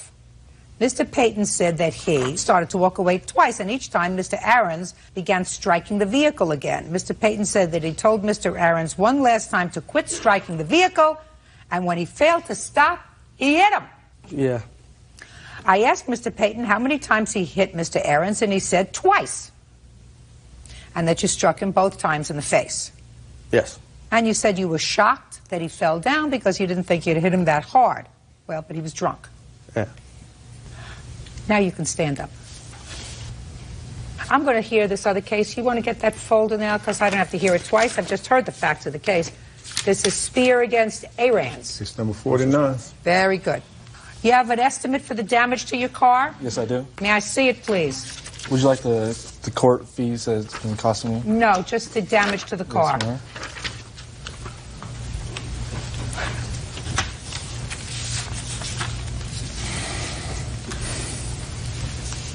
Who's Mr. Norris? Is he a friend of yours? Yes. Okay. Let me tell you what Mr. Norris told the police. It says in the police report, this is the interview. Mr. Norris stated that after Mr. Payton told Mr. Aarons 3 different times to stop hitting the car, he walked up and struck him in the face. Yeah, I'm not denying that I hit him. You can't do that.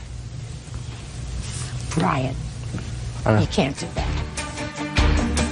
Now, do you have any unreimbursed medical bills, sir? Yes, sir. Oh, ma'am. Hand them up.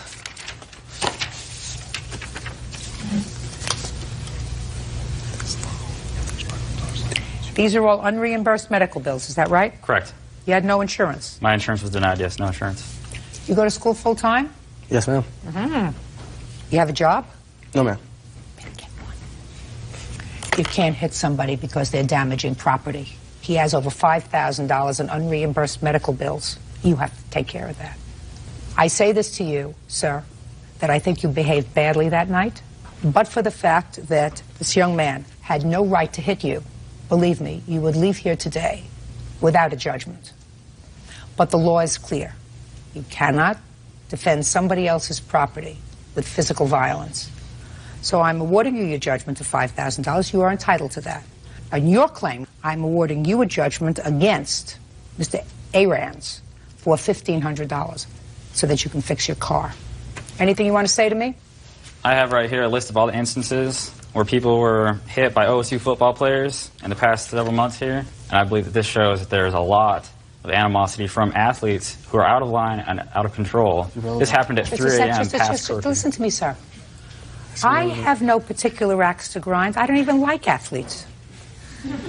What I don't like are young people who get so drunk that they can't remember what's happened. According to the police, according to the doctor, you reeked of alcohol, you had no memory of the assault because you were drunk.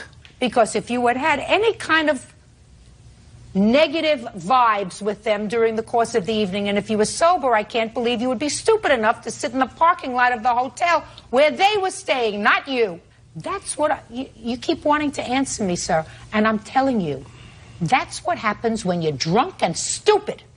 Bad things happen. That doesn't mean he had the right to assault you. It just means that your actions, your purposeful actions in consuming too much alcohol was the proximate cause of all of these events that spiraled out of control that night. And if that's the way you can consume your alcohol, I suggest to you that you don't drink anymore. This case is over. Thank you. Sản phẩm mình đang cầm trên tay đây là dòng vitamin E đỏ và mỗi hộp như thế này thì gồm có 30 viên nang.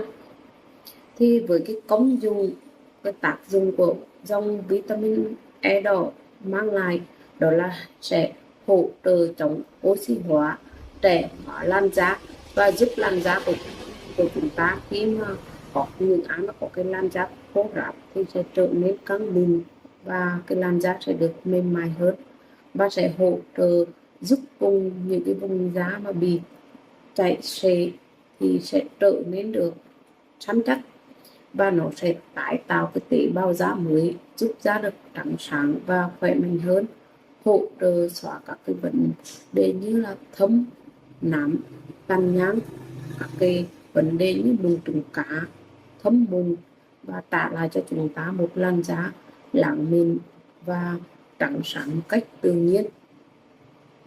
Và đối với dòng vitamin E đỏ này thì nó sẽ còn hỗ trợ các cái tình trạng tóc rụng, khô xơ, bạc sớm, giúp tóc được dày dặn và suôn mượt tự nhiên hơn. Và những người mà nên sử dụng cái dòng vitamin E đỏ này là những người mà cần bổ sung cái lượng vitamin E, hoặc là những người có cái làn da khô, nứt nẻ hay là da bong tóc, những người muốn chống lão hóa từ bên trong, hoặc là những người mà đang muốn tăng cái khả năng như là thụ thai. Và cái cách dùng cái dòng vitamin E đỏ này thì chúng ta sẽ uống một viên trên một lần và trên một ngày vào buổi sáng, hoặc là chúng ta dùng cùng với bữa ăn trưa. Chúng ta sẽ bóc lớp vỏ, lấy cái phần vitamin E đỏ ở bên trong. Chúng ta có thể cũng là làm một cái mặt nạ cho da mặt của chúng ta đều rất là